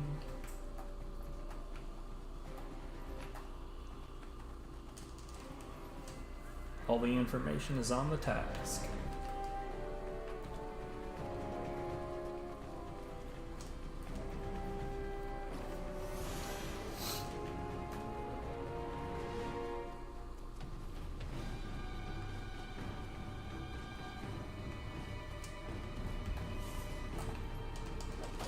Those are just the PlayStation buttons, not necessarily PS5. But you can set the PC version to either or. Like, check this shit out. It'll be in here somewhere.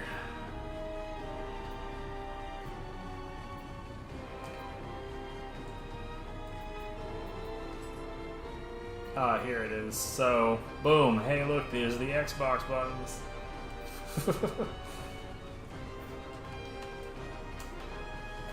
Actually, for the longest time, I was using the Xbox button display, despite the fact that I've got a PlayStation 2 controller that I'm playing with, because, like, really, my brain can read either one as being essentially the same thing. I don't have a problem with interchanging those ideas in my head.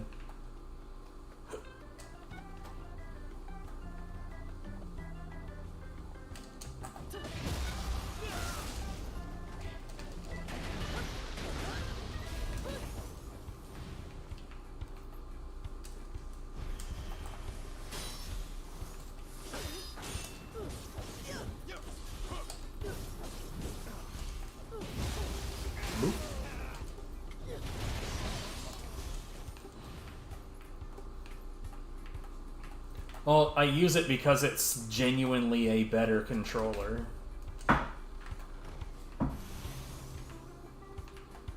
Sony has this weird idea that when they manufacture controllers, that the cost of manufacturing them should not go up ever, even if they're adding more things to it. So every time that they add something new to one of their controllers, something else suffers. And that has been true since the PlayStation 1 era. The only time where that did not hold true is when they first added analog sticks. They actually made, like, the DS1 had, like, a genuinely good, solid upgrade. But when it came from the DS1 to the DS2 era, so the PlayStation 2 controller, the only thing that really changed isn't something that the players would feel, but, like, that's not what I'm looking for. Here we go. So like right here where the shoulder buttons is, on the DS1 there's a metal pin that goes through here that, like, holds, like, an assembly together. So the purpose of that is that during assembly, when you take the two halves of the controller and you put them together, it would hold everything in place so that putting the controller together was a more intuitive, very quick thing. Now, obviously, a machine is doing this, so they, rightly assumed that people do not assemble the controllers, so that won't be that big of a deal. I repair my own controllers, so I noticed it because it does make putting the controllers back together a noteworthy pain in the ass. From the DS2 to the DS3 era, so PlayStation 3 controllers, they added that 6-axis nonsense that nobody wanted or asked for, along with the wireless connectivity. In that era, they used considerably cheaper parts for the analog sticks, and as a result, the analog sticks were less accurate and felt grittier. In the DS4 era, they actually went back up a little bit on the quality of the parts that they used for the sticks, and they, instead of having, like, a solid design on the shoulder buttons, now it's held in place by these little plastic pins. It's not even a pin that goes all the way across. It's like the shoulder button is held up by these two slats, and then it's flat where the button is, and then there's these two little, like, plastic nipples that are super easy to break. So the DS4 era is known by my kind, i.e. the people who actually open and inspect these controllers, as the Destructo era. They like to break. I haven't messed around with the DS5 yet. I don't know if the DS5 is any good. But yeah, that's the whole breakdown on that. But yeah, PlayStation 2 controllers are genuinely solid controllers. Whereas the rest of them, like, not to belittle anyone, but I do genuinely think, like, people that really love the DS3 and 4, that's got to come out of some Sony preference rather than, like, a genuine understanding of what makes a controller good or bad. To be fair, though, I would probably take a DS3 over the Xbox 360 controllers. Mostly because the Xbox 360 controller's D-pads are fucking garbage.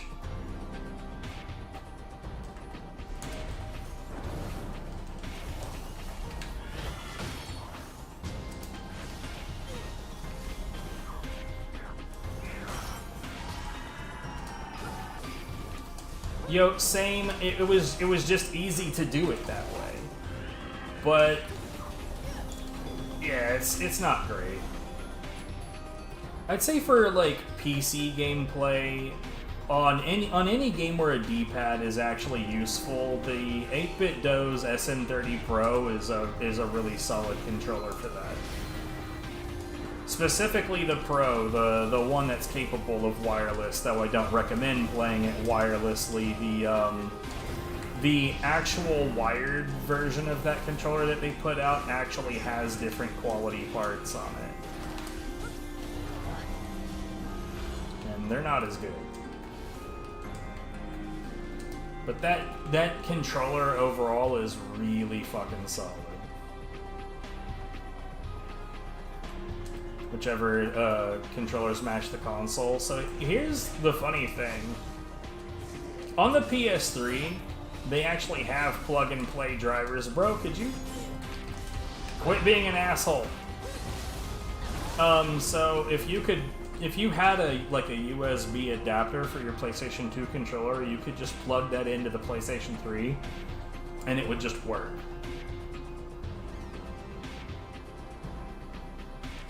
So long as whatever game you're playing doesn't require 6-axis for anything, you were good to go, no problems.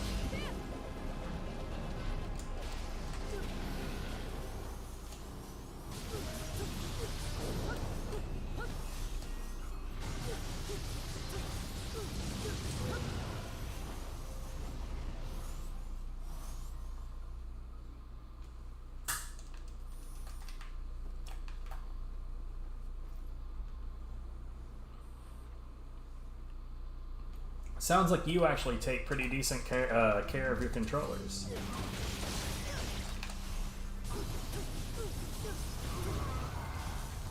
Which is a rare quality. A lot of people don't take care of their electronics at all. It makes it really difficult to take a lot of people's reviews seriously when I'm looking at something online and someone's like, oh, you know, this thing broke in a week. I always have to consider the very real possibility that this person just, like, beats the shit out of their belongings, and then they blame the thing for breaking.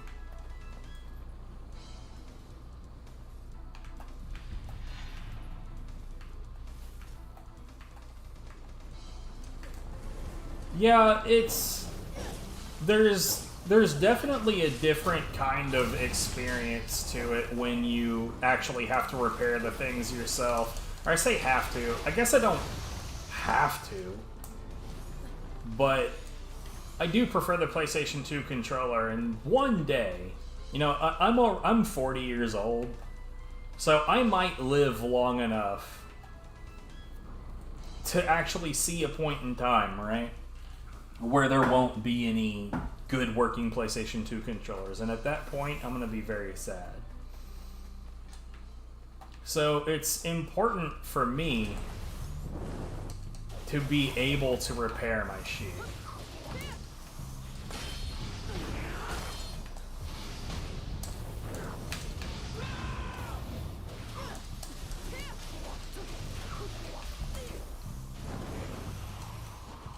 I did not manage that worth a damn.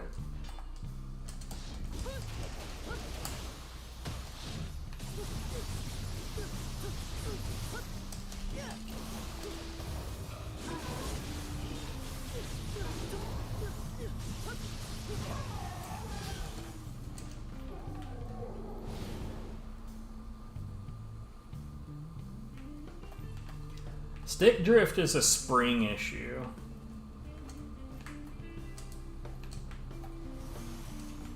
So, like, okay, so imagine like you've got a stick, right? You've got the stick, and here's like the circle like that houses that device right here. Usually it's like a hat on top of a single node that like you move this thing around right here, and what this attaches to below that is a little device that has like, you know, coordinate inputs, but it's on a bracket, and there's a spring set on both brackets that will hold it center. And when the springs wear out, it gets to a point to where the stick can, instead of holding straight, it'll be off just slightly at an angle at neutral, because it can't stand straight up anymore. That's usually what results in drift. But other possibilities is when the sticks break down, the housing of the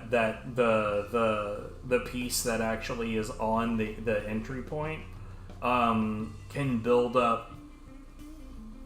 Let's just use the word debris at the bottom, and it gets in the way of the pieces that it uses to do inputs. This is why I really like the idea of like Hall effect controllers, is because it uses magnetism to determine that information, and it gets away with a lot more without developing things like stick drift. People say that Hall effect controllers can't develop stick drift. That's just not true at all.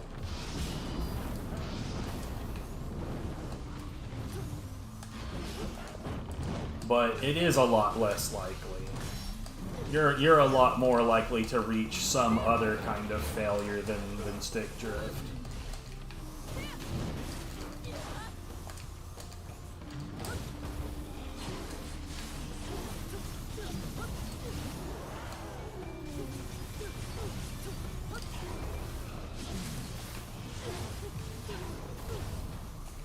But yeah, my complaints about controllers usually don't have anything to do with how easy they are to break, usually, with the exception of the DS4, because God, it loves to break. And it loves to break in ways where the only type of repair that you can do is a full replacement of the parts. But usually my complaints are things that have an impact on the accuracy of your inputs, or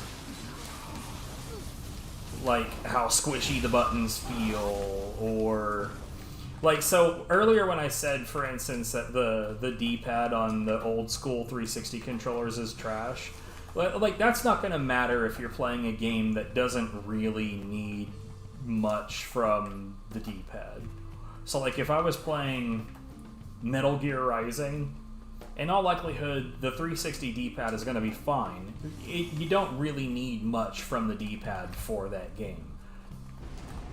But here's the thing. The 360 official controller, its D-pad isn't a D-pad. What it is it's literally another stick with a D-pad design on top of it. That's all it is.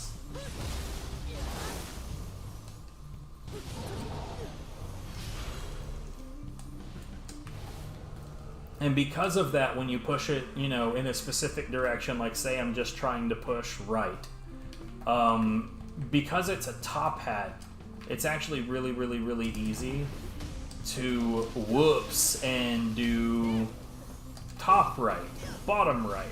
It's a lot harder to get like one solid direction out of it.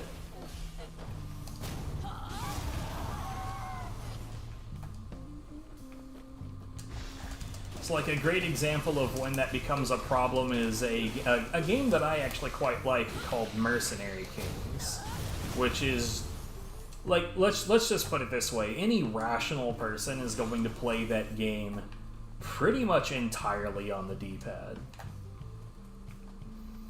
And you're going to get a whole lot of accidentally aiming up and down.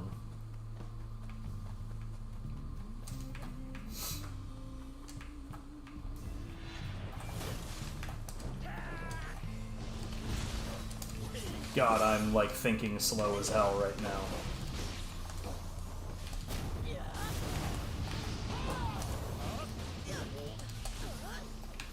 Hello? he staggered away from me uphill.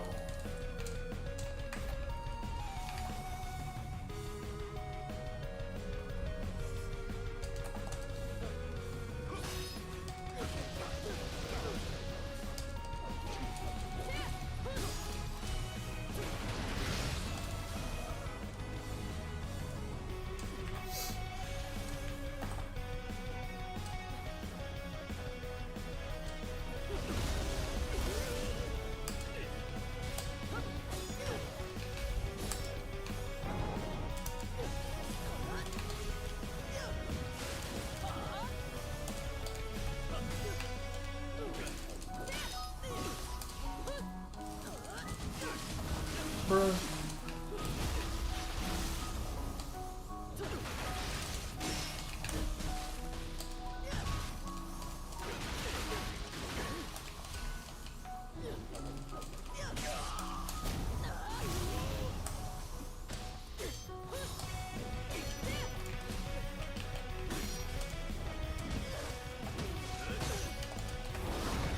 Piss off.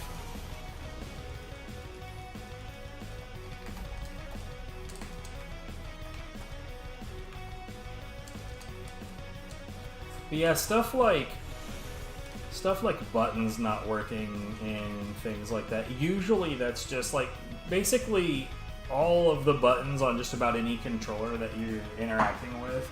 It's just a contact switch. In other words, there's a bit of circuitry below where you push the button, and what you're pushing on is a little silicone mold that has a little piece in the inside of it that when it touches that bit of circuitry, it completes a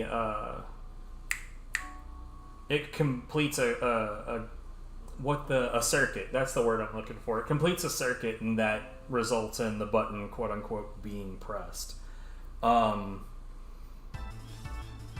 Typically when a button stops working, it's just because it's either A, because the contact area on the circuit has gotten dirty. It's easy enough to just open that and take a little bit of isopropyl alcohol to a bit of, I don't know, a Q-tip or a cotton ball and just wipe at it. It's not a big deal.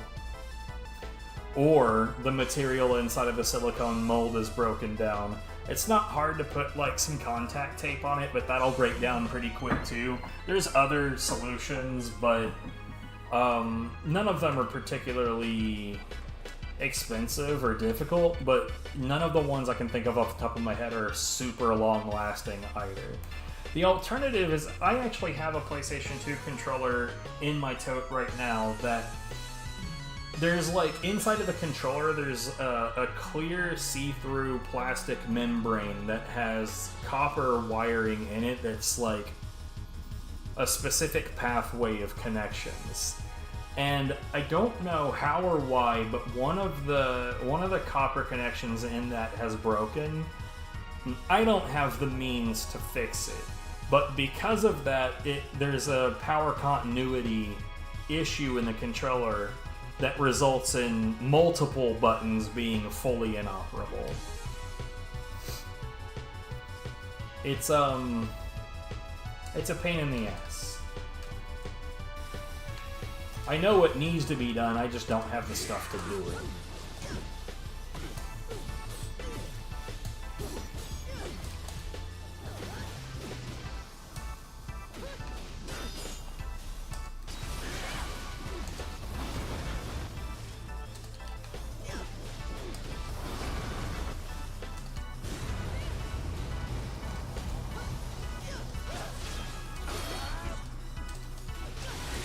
I gotta say, dude, like, I don't know how many times this happened this stream, but I'm getting a lot of dropped dashes.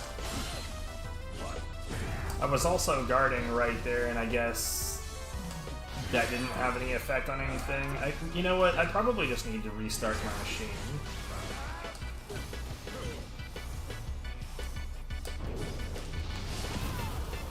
It really does. It's better about it on Linux, but I can't stream from Linux, so woe is me.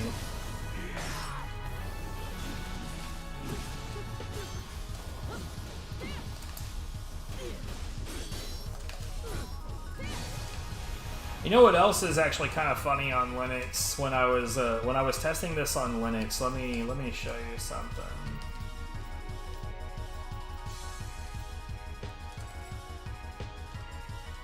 So when doing this, you see how the green trails on my elements they're circular, right? Which makes sense because it's following the path of the tip of the weapon. I'm not sure why, but on Linux, like, this doesn't really follow a circular, like the green trail itself. Now, this isn't going to have anything to do with anything, but the green trail itself has almost more like a gear shape. It's like circular and then a jab, and then circular and then a jab, and then circular and then a jab, and it's really goofy looking.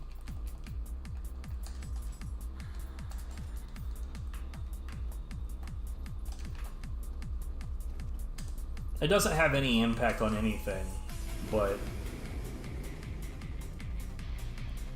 it is definitely interesting.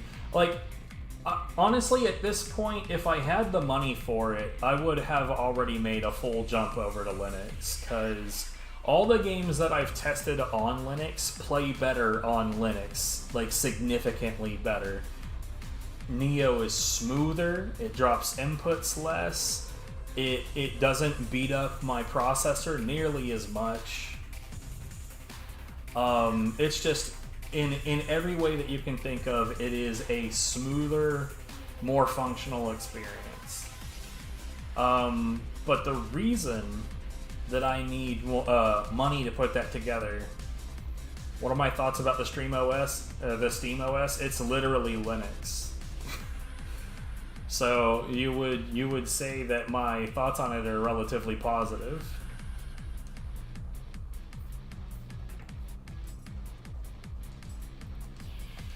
You'd be surprised how many times you've interacted with Linux through your life, because like there's a decent number of consoles that are essentially like modified Linux constructs. There's a large number of arcade games run on Linux.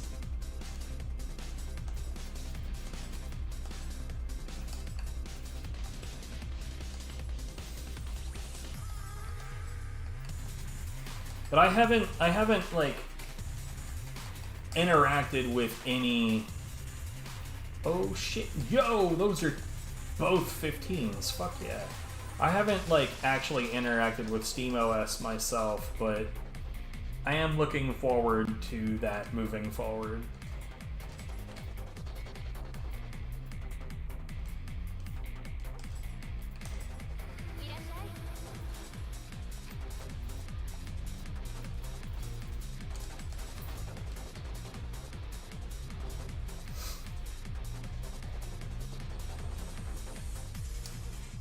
Trying to remember what I'm doing here.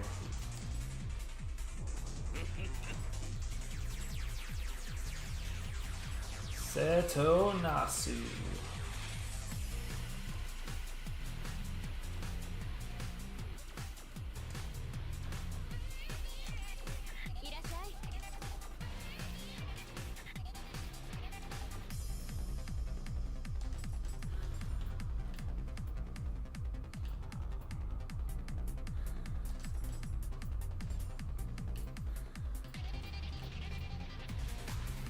Okay.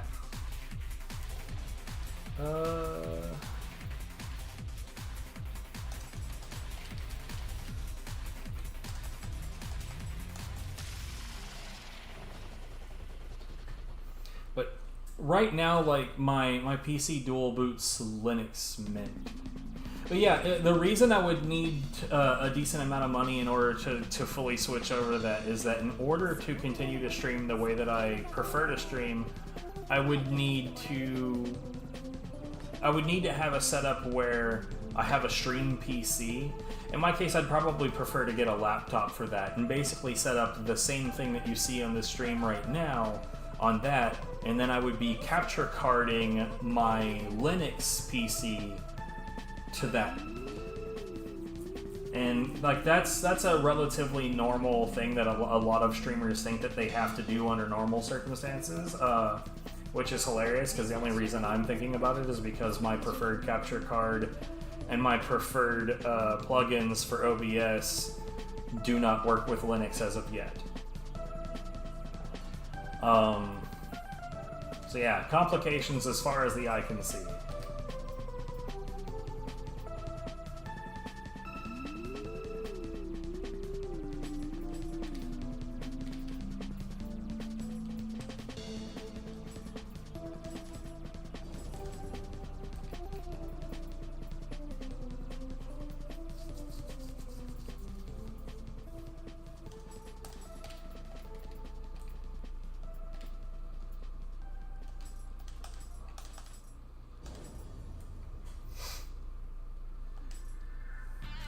Genuinely, I don't know when I'll ever have the funds to actually do it. Okay, where is it? Yeah, that's the 200 right there.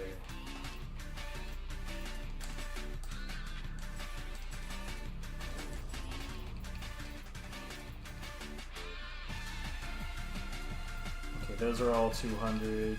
Wow. I've gotten a lot more done than I thought. How many 200s do I need at this point? So those are all... Okay, we need one more for Odachi. Those are all good. We need one more for Hatchet. So we need 2. 3. We only need 4 more? Bruh.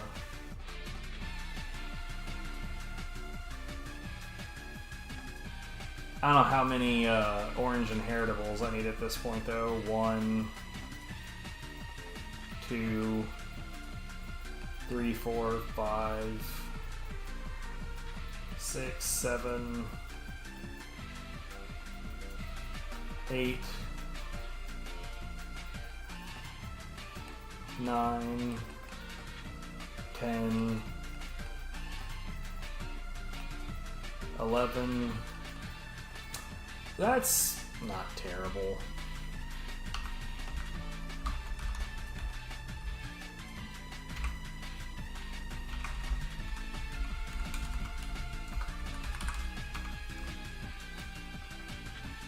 Yeah, honestly, the first game that I ever played on my Linux Mint installation is a game called Core Keeper.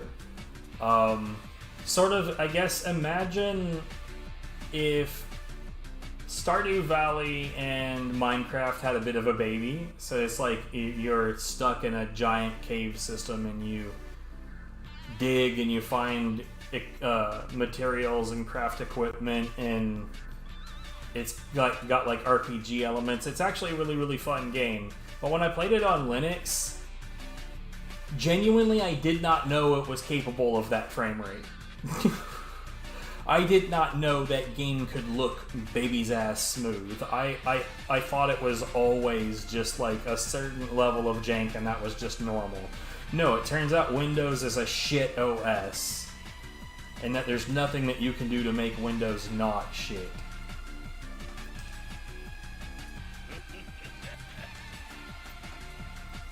Okay, 437. I need to go through my cores, which sucks because this takes forever.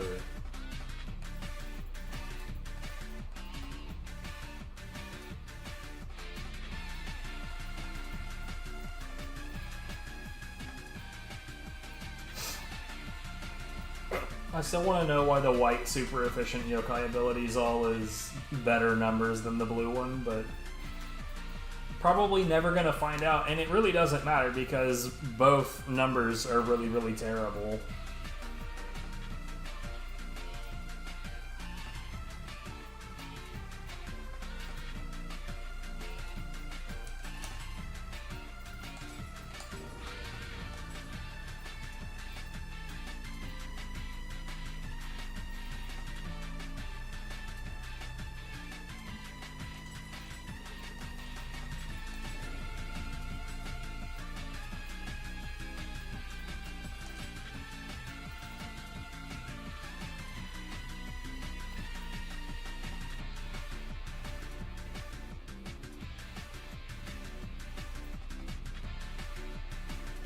Wait, what?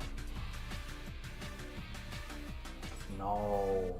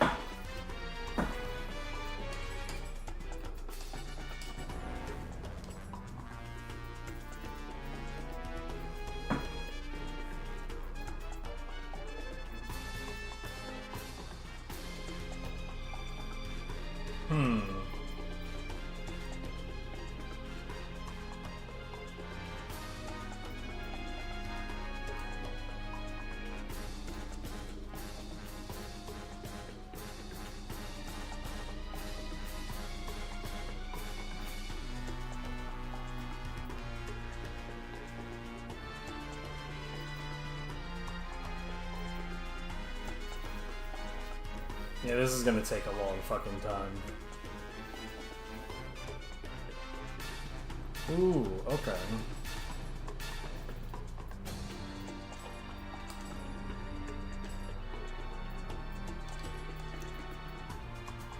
Where's the other electrified? Get out of here.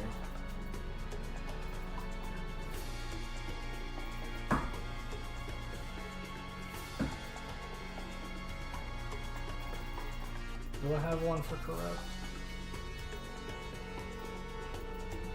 So, sort of.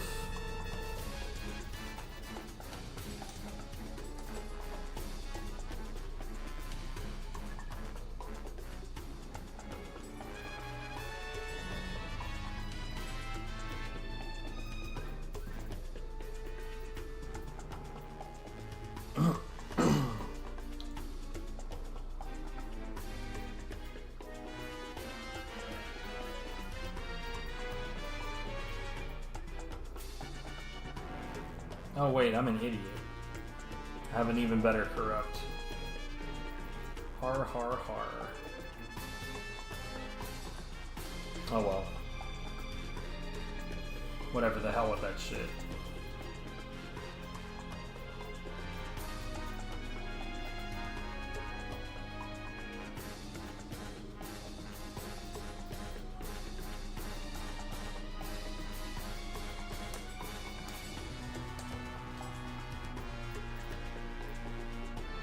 Guys, it's so fucking warm in here.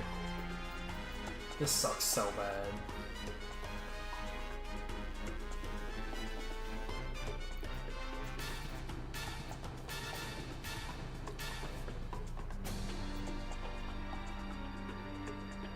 Jesus.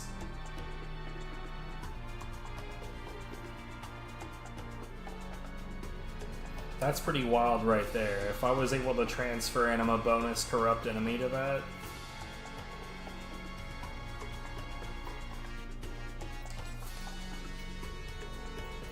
I'll hold on to it just in case.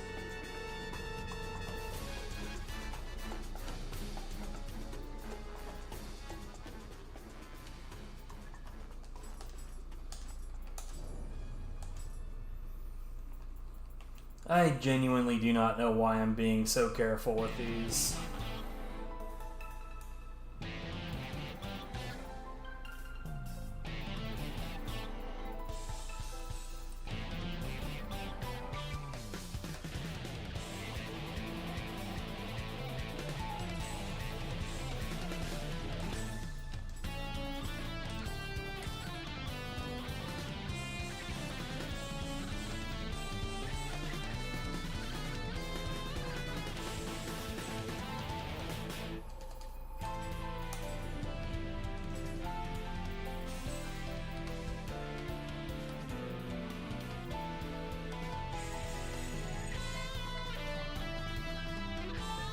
I like what I've got for that.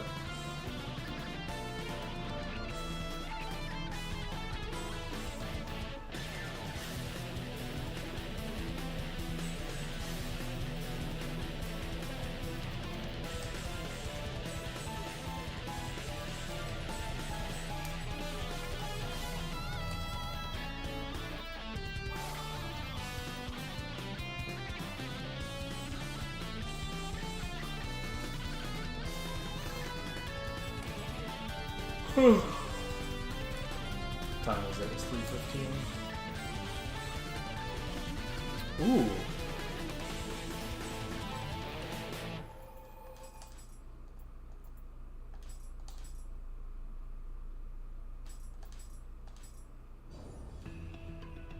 Nice.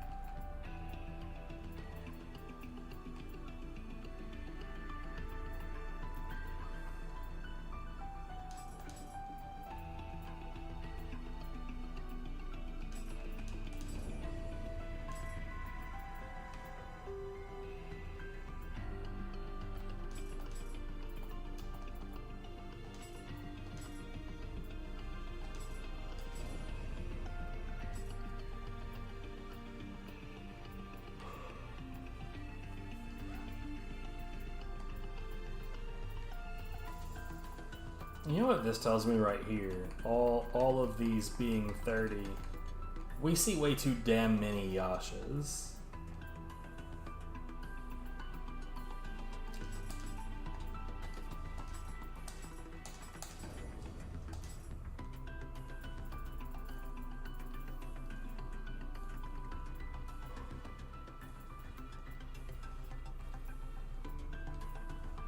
And Itsumare's apparently.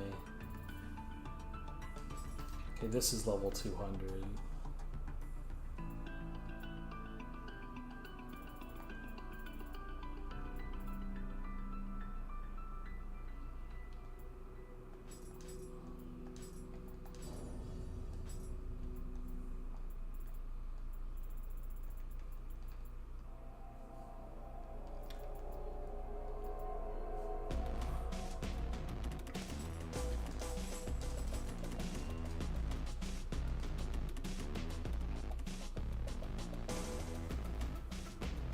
What do we want to do before I go to bathe? Panda! Pick a weapon. It'll be the weapon I use after this one.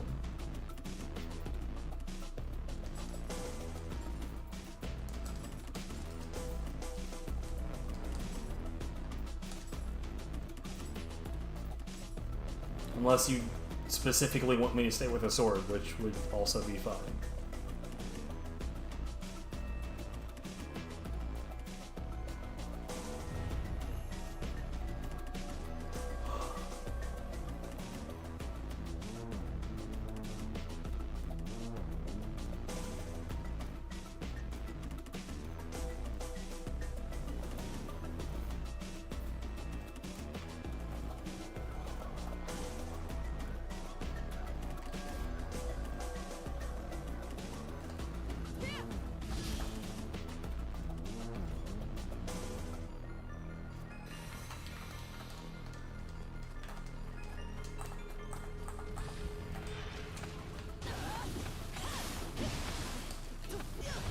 Jesus, right from the start. You're not gonna heal yourself?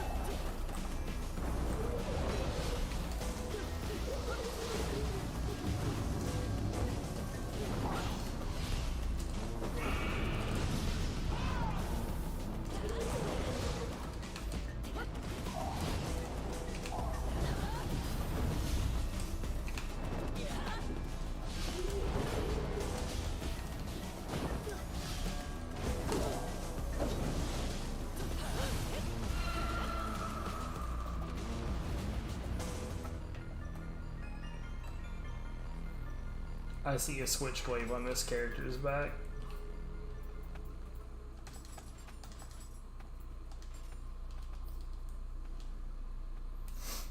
That's a good enough reason for me to switch to switchblade.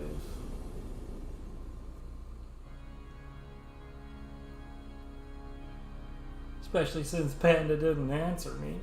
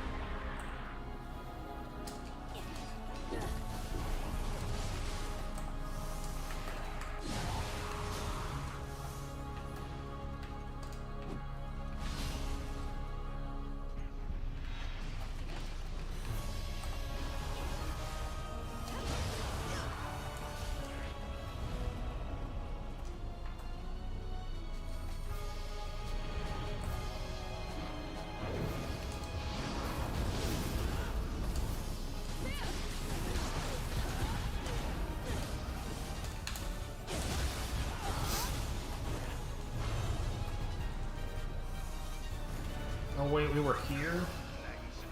Bruh. I thought we were doing the one that ends with a snack neck over here.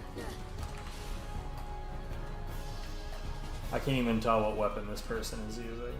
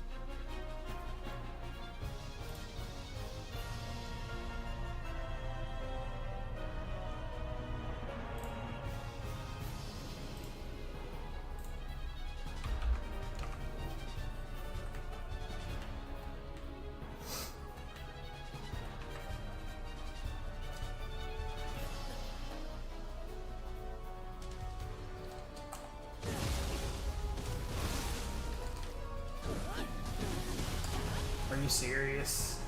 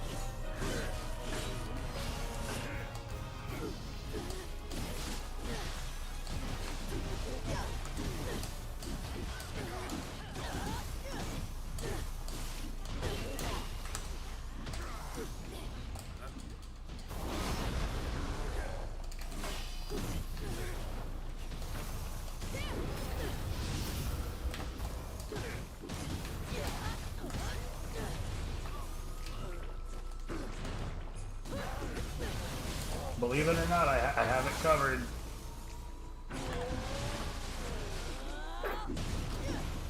Yo, good job getting almost instant killed by that shit.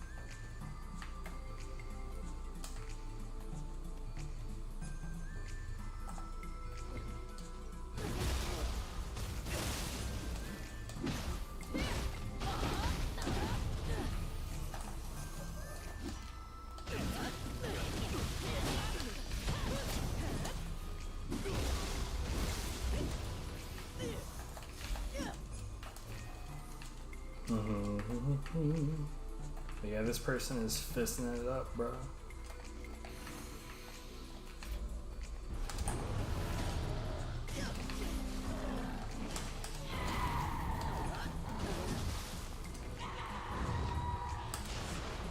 Which one do you want to help with?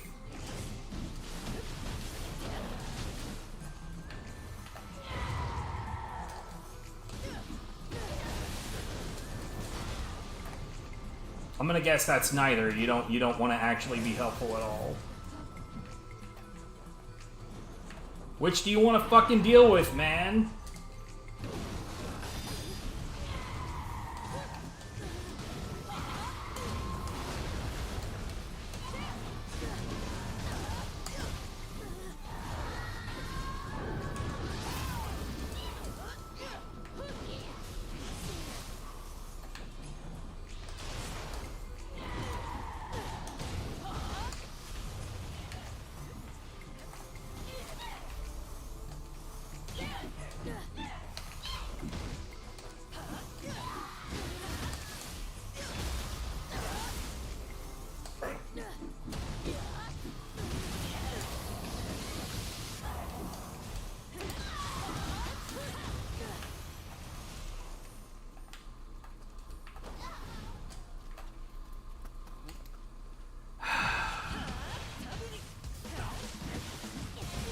I guess you can have fun with that.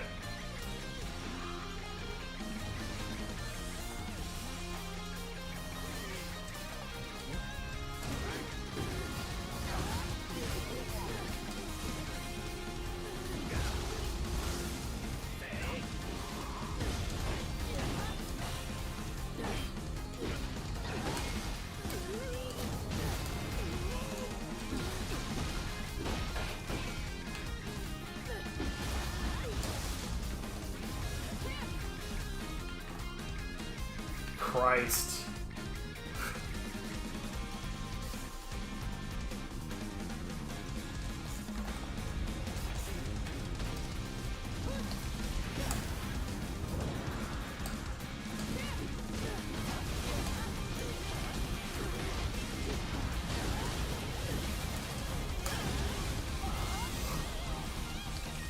Yeah, I should just stick to poison because we're gonna end up with confusion over and over otherwise.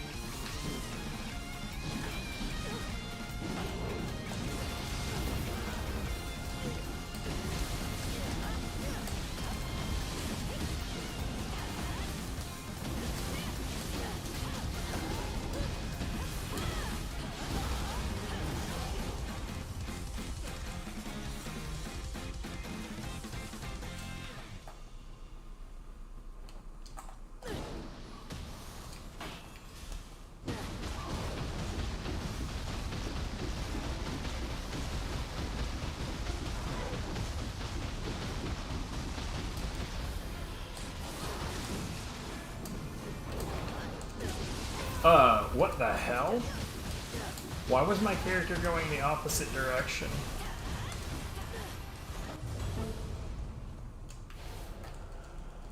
Or was that just a...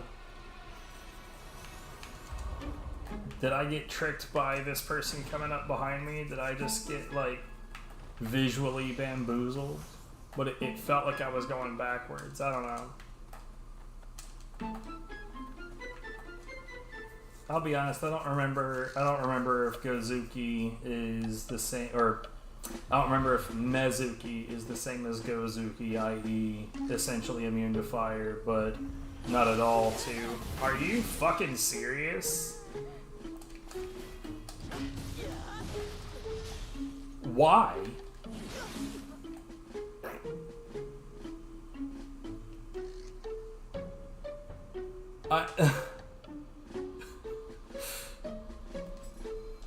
I guess I wasn't paying any attention, but I wasn't gonna help them with that shit anyway, because it's BM to fucking it's like bad manners as shit to pull forth revenants while you've got help in tow. It's really, really, really bad manners. You shouldn't do that shit at all. Like, it's one thing if a Boku Biwa Biwa causes there to be revenants on the field. It's another thing entirely when you just assume, like, oh, there's somebody else here, so they'll take on this stupid bullshit.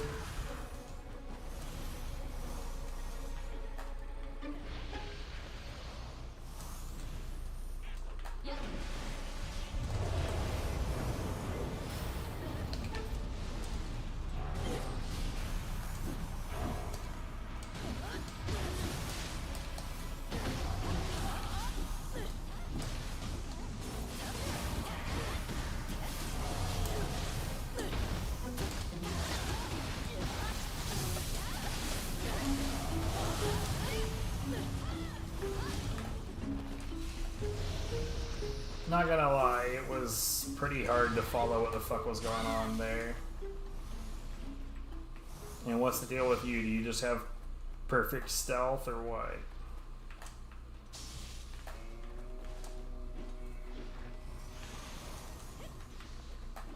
I have a relatively confident vibe that this person's probably using cheats. I just want to kind of see what they're up to.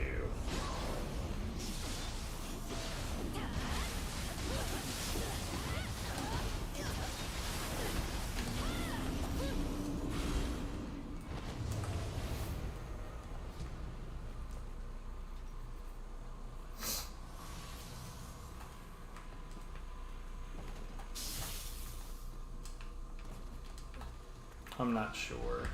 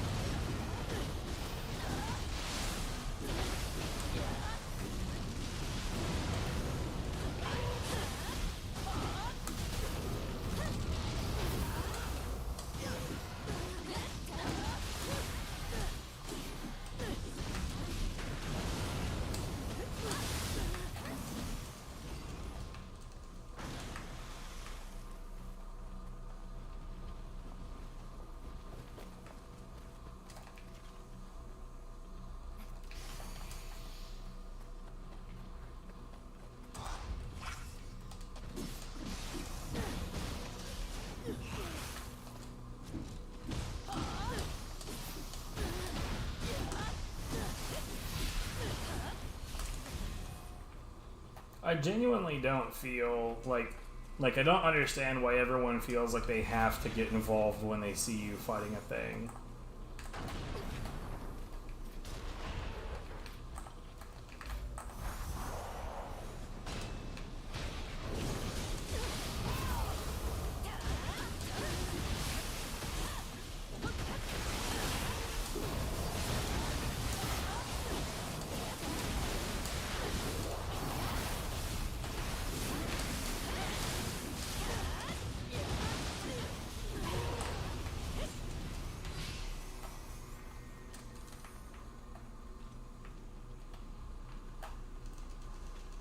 So I've got a sword and a splitty, but the actual host player is playing splitty.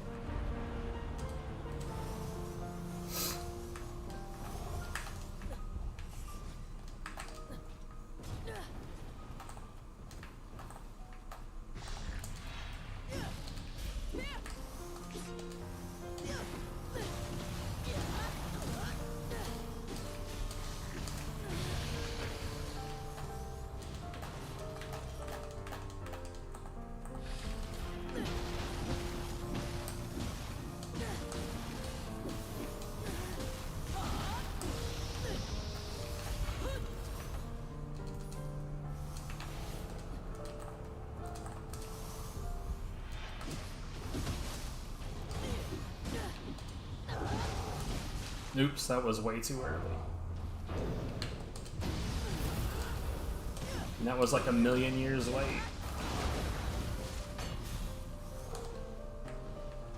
Okay.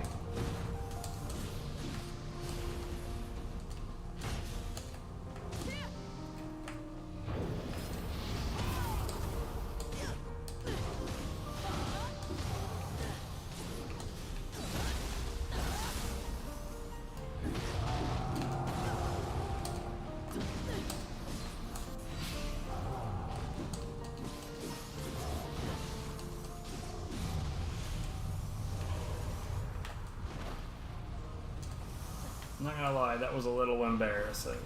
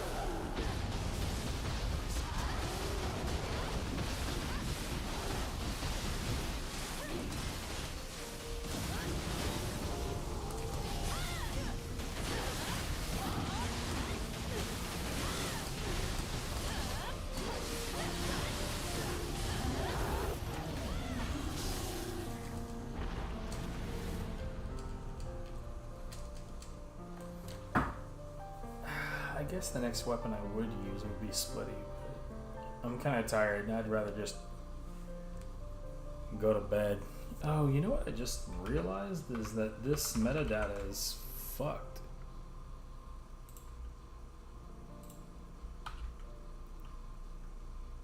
What the hell?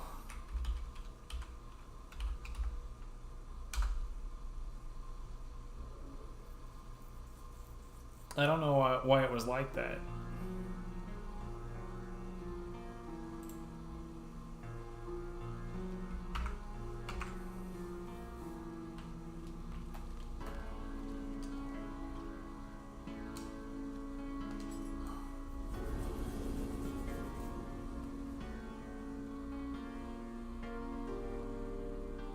Alright, yeah, I'm gonna go ahead and go to bed.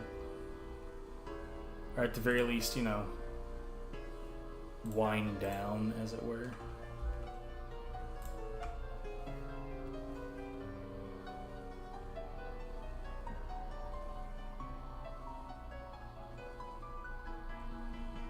Wait, Takazo High Grade is playing a fucking Toho game? What the shit is this? What fresh hell is this? This dude is supposed to be getting good at gadget racers. It's fucking whack, bruh. Anyway, yeah. Wait, Scroll of the Damned. What in the hell is going on with this game?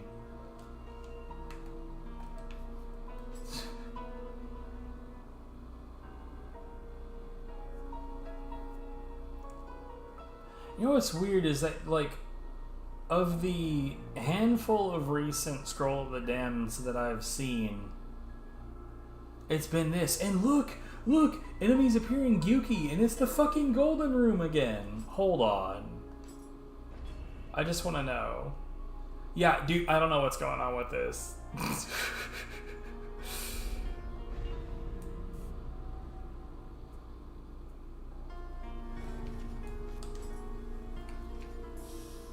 I don't know what's going on with it at all. It's weird and I don't like it. Anyways, I don't want that. I definitely don't want that.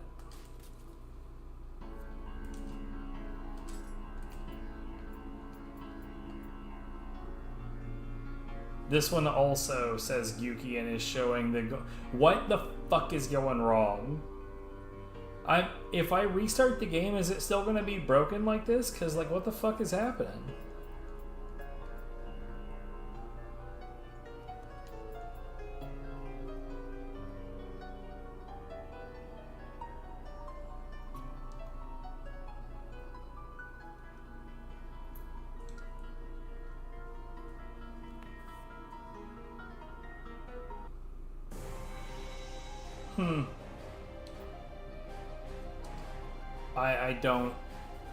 I don't know. Anyways, let's do our inventory and then I'm gonna go to bed.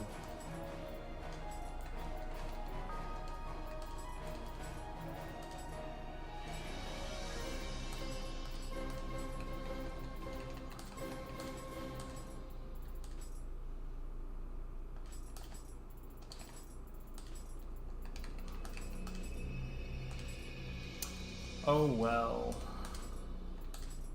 いらっしゃい。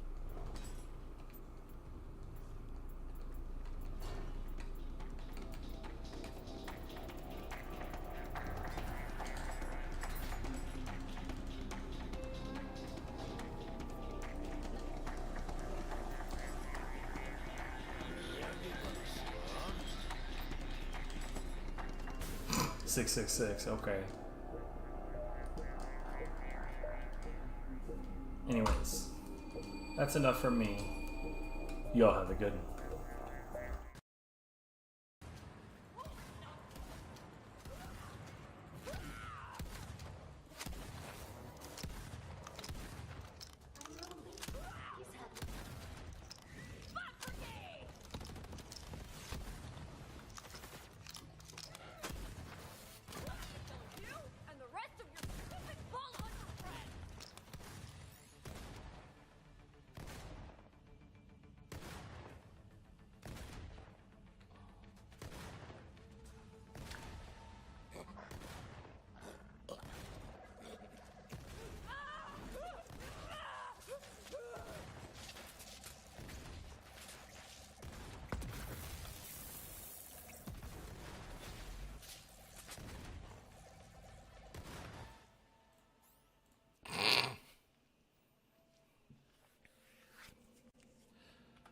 Well,